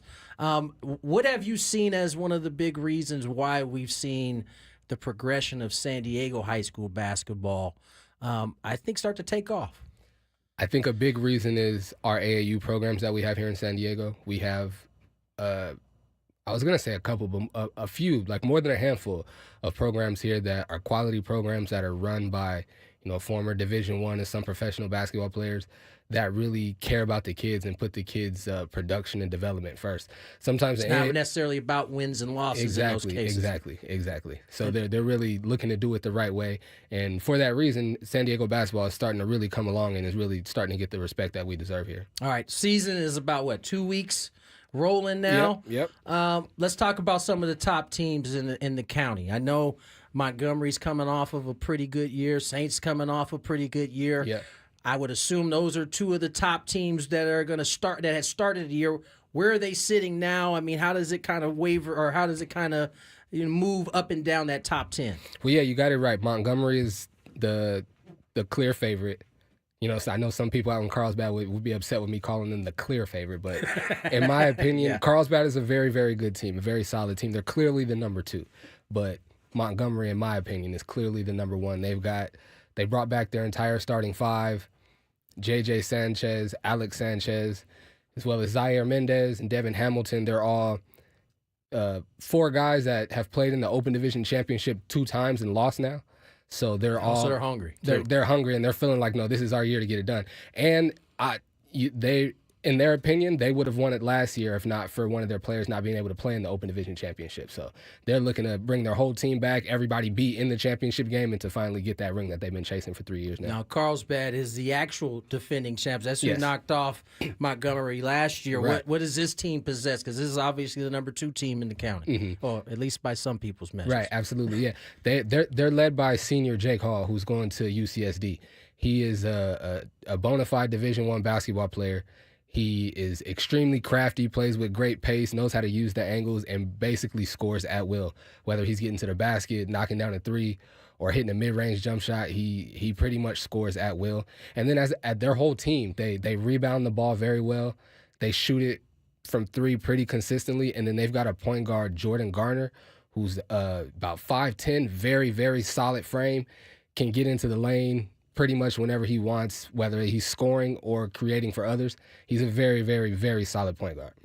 That's it's not often that you get those type of back-to-back years where 2 teams could meet in the finals. It seems like it could be one of those years. A lot has to happen between now and then before we get there. We're 5:43 right now, sitting here with Michael Flicks. He's kind of giving us the rundown of really the high school basketball scene here in San Diego.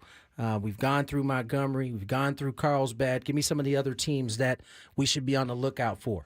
San Marcos is another really, really good team. They're one of 2 teams that are in the top 10 that I haven't had an opportunity to see yet.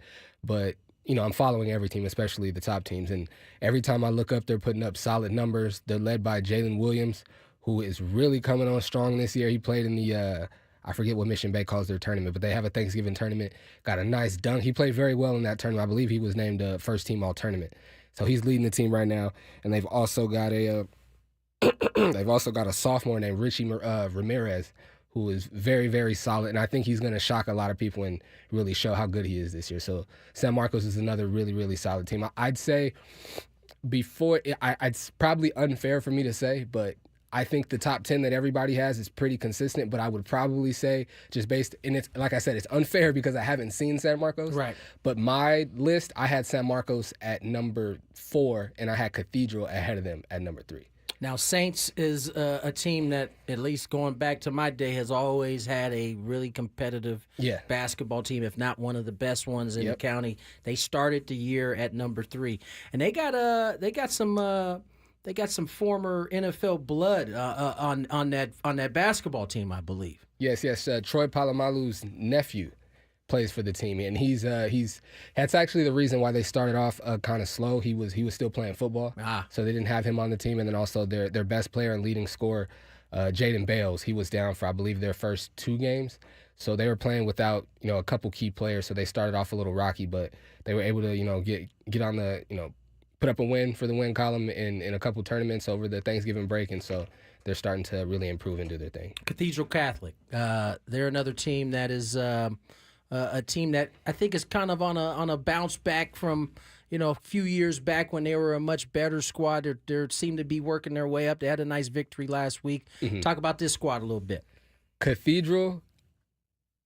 They've shocked me at how good they are. Now I don't want to say shocked me, surprised me. I knew they were going to be good, but they've surprised me at how well they've been playing this year. They've got 5 seniors on the team that are all very hungry and very committed and have their eyes set on winning an Open Division championship, which is, I don't want to say it's surprising because at Cathedral, the goal is always to win because they're always a solid and very competitive program. But like I said, when you've got Montgomery and Carlsbad and other teams looking the way they look, it's easy to forget about Cathedral.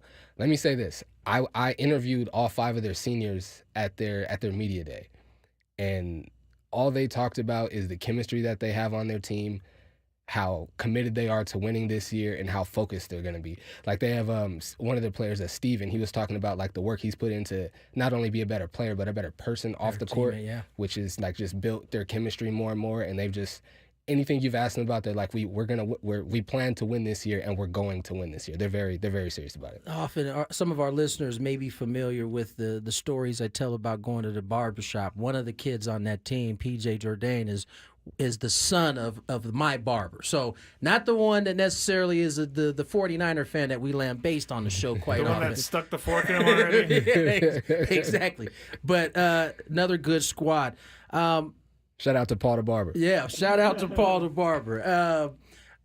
The Christmas Classic that is out here every year. Have they released the teams that are going to be coming out to that yet? They have, and I was just looking at it last week. I wish I had it committed to memory. I was looking at it last week, but that national bracket is looking very, very good. Bishop O'Dowd, Archbishop Mitty, some of the better teams in the country that typically come out, they're coming out again this year as well. That's all. It's one of the premier Christmas tournaments in the country. Yes. If you have some spare time, I encourage you to go out and watch these games. It'll be you'll be able to get it. It'll be information that is flooded out there. But the games are usually at Torrey Pines. That's one of the spots it's held. This is really one of the best tournaments in the country. If you get a chance, you got some time to go see it, to go check it out. Check it out. Go ahead. We actually talked to Brian Dutcher a couple years ago while he was driving to the tournament to scout everyone. So, yeah, it's a huge tournament. Yeah, 80 teams from 57 cities, 15 states. The big boys play at Torrey Pines with other sites, Carlsbad, St. Augustine, RBV. There's 4-game tip-off per night starting December 23rd. Starts December 26th. So me and Michael plan on getting together every Wednesday through the rest of this season if we can. This is important to me. I think it's very important to have platforms. Just think, you mentioned media day. I don't remember a media day during my time. They didn't have that. So these kids are clearly getting a chance to shine. It's big, in part due to what work you've been putting on, Michael. Thank you, man. We'll try to do this again next week. You're driving a long way up here, so I don't know if you're gonna want to do it every week. But I'm looking forward to it. I'm excited. I'm looking forward to it. I'll be back next week. Good. We'll do moving forward. We'll try to highlight some the premier games that week and possibly kind of talk about some of the guys and how they're doing during the season. I wanted to know about San Diego high school basketball as a whole. Like, it's gotten much bigger, as Tony said, but what has really pushed it into becoming a place where people want to watch high school basketball? I think first and foremost, I think the main thing is, like I said, the dedicated, the concerted effort on the kids' development and production on the court. I think that's the main thing. We got to give it up to people like Dre over at Oakland Soldiers, Game Point. I don't want to get into naming them because there's a bunch and I'm going to forget some. But we have a lot of the AAU circuit. Yes, that's the AAU circuit. There's a lot of quality AAU programs here in San Diego that are really facilitating the kids' production and development. And I want to say after that, I don't want to say right after, but after that, I got to shout out my guy, Aaron Bergen, Full-Time Hoops. He does an amazing job scouting here in San Diego, and his brain is like a dictionary for San Diego high school basketball. You can ask him about any team, any player. He'd be like, oh, yeah, that's number 12. His birthday is this, that, and the third. He studies this. Like, he knows about every kid on every team, and he runs a scouting service. And so, like, he goes to the games. He also has the cream of the county that he does over the summer where he, all the top 40 kids, I think, from each grade are invited out. They play games against each other, and then he compiles reports, and he sends those reports out to all of the colleges that subscribe to his scouting service. So there's guys like him that are really leading the charge, and then there's guys like me who are out here, covering the game with the video and also helping to give reports as well. It's such a cool way. It's just so different than what we're used to seeing. I mean, you're doing reporting with a video twist to it. I think it just brings a different element. Michael Flicks, appreciate you coming on, man. We'll do this again next week. We'll do it through the rest of the season if possible. Again, man, appreciate you coming on. Oh, it's a pleasure to be here, man. Thanks for having me. No problem. We got a few minutes left before we get out of here. Just to catch up on some of the sports and sporting news. Bill Belichick, the new head coach at UNC, 5-year deal. I don't know how if that changes the money or not, right? I mean, it was reported 3 years, $30 million. Now it's reported 5 years. We haven't heard the money side of it, but I imagine he's getting paid a pretty penny. Yeah. What do you think, Michael? What do you think about Bill Belichick being the coach in college? I think it's a great idea. Some people they're not on my side. I think it's great. I think it's great for the program. I think it's great for him. I'm surprised that he wants to do it, honestly. That's where I think most people are. It's that was my biggest thing. I was just surprised that he had the energy and the drive and wanting to do it. But I think it's great for both him and the program. I think it's nothing great. Nothing but good can come from it. I think it's great for the kids that get a chance to play for a dude. It's very similar to me as it is going to play for Prime. I mean, guys who are integrated in the NFL, they know how it works, and if that's where you're trying to go, I can't think of two better people to want to play for in Deion Sanders and Bill Belichick. Even more so Bill Belichick, because this is like what he's done his entire life. Yeah. It's his passion, which obviously I think leads to why he's at North Carolina and moving away from the NFL. Clearly passionate about coaching. And I don't think there's a better place to do it. That's how my dad felt. Why people would ask him all the time, why don't you want to get in the big leagues? I mean, put a big league uniform. His impact can be felt more at the collegiate level where you got kids who are yearning to learn. They are, really trying to grab on to all information they can versus you get to the big leagues, everybody's got their money. Yeah. And listen, there are plenty of guys who still want to be coached, but it's just a much more complicated task once that money hits the pocket. Yes, it yes, it I is. think that's what Nick Saban found as he ended up walking away, True right? Indeed. Where can we find you, Michael? Where can people go to see your stuff? All of my work is on Instagram. My handle is @MichaelFlix, Michael, a period, FLIX, and then my YouTube channel, Flix Media Network. Anything that I point my camera at, it's on my YouTube channel. Awesome. There you go. It's good work. So I encourage you all to go check it out, especially if you love high school basketball the way we do. It's it's a day and age where anybody can cover anything. So I love that people are making the effort to cover high school sports. Also, can I say one more thing before Yeah, absolutely. My Tony, thank you once again for being a guest on my sports show. A lot of people have been asking when my sports show is coming back, and it's coming back in 2 weeks. So not this coming Saturday, but the following Saturday. My sports show, On the Mic with Michael Flix, will be coming back. It'll be on anywhere you hear podcasts, and as well as on YouTube as well. On the Mic with Michael Flix. Yes. All right. Sounds good. It's just a great name to go with all that. It just lines up perfect. Has anyone ever told you that your name reminds them of Mortal Kombat? No.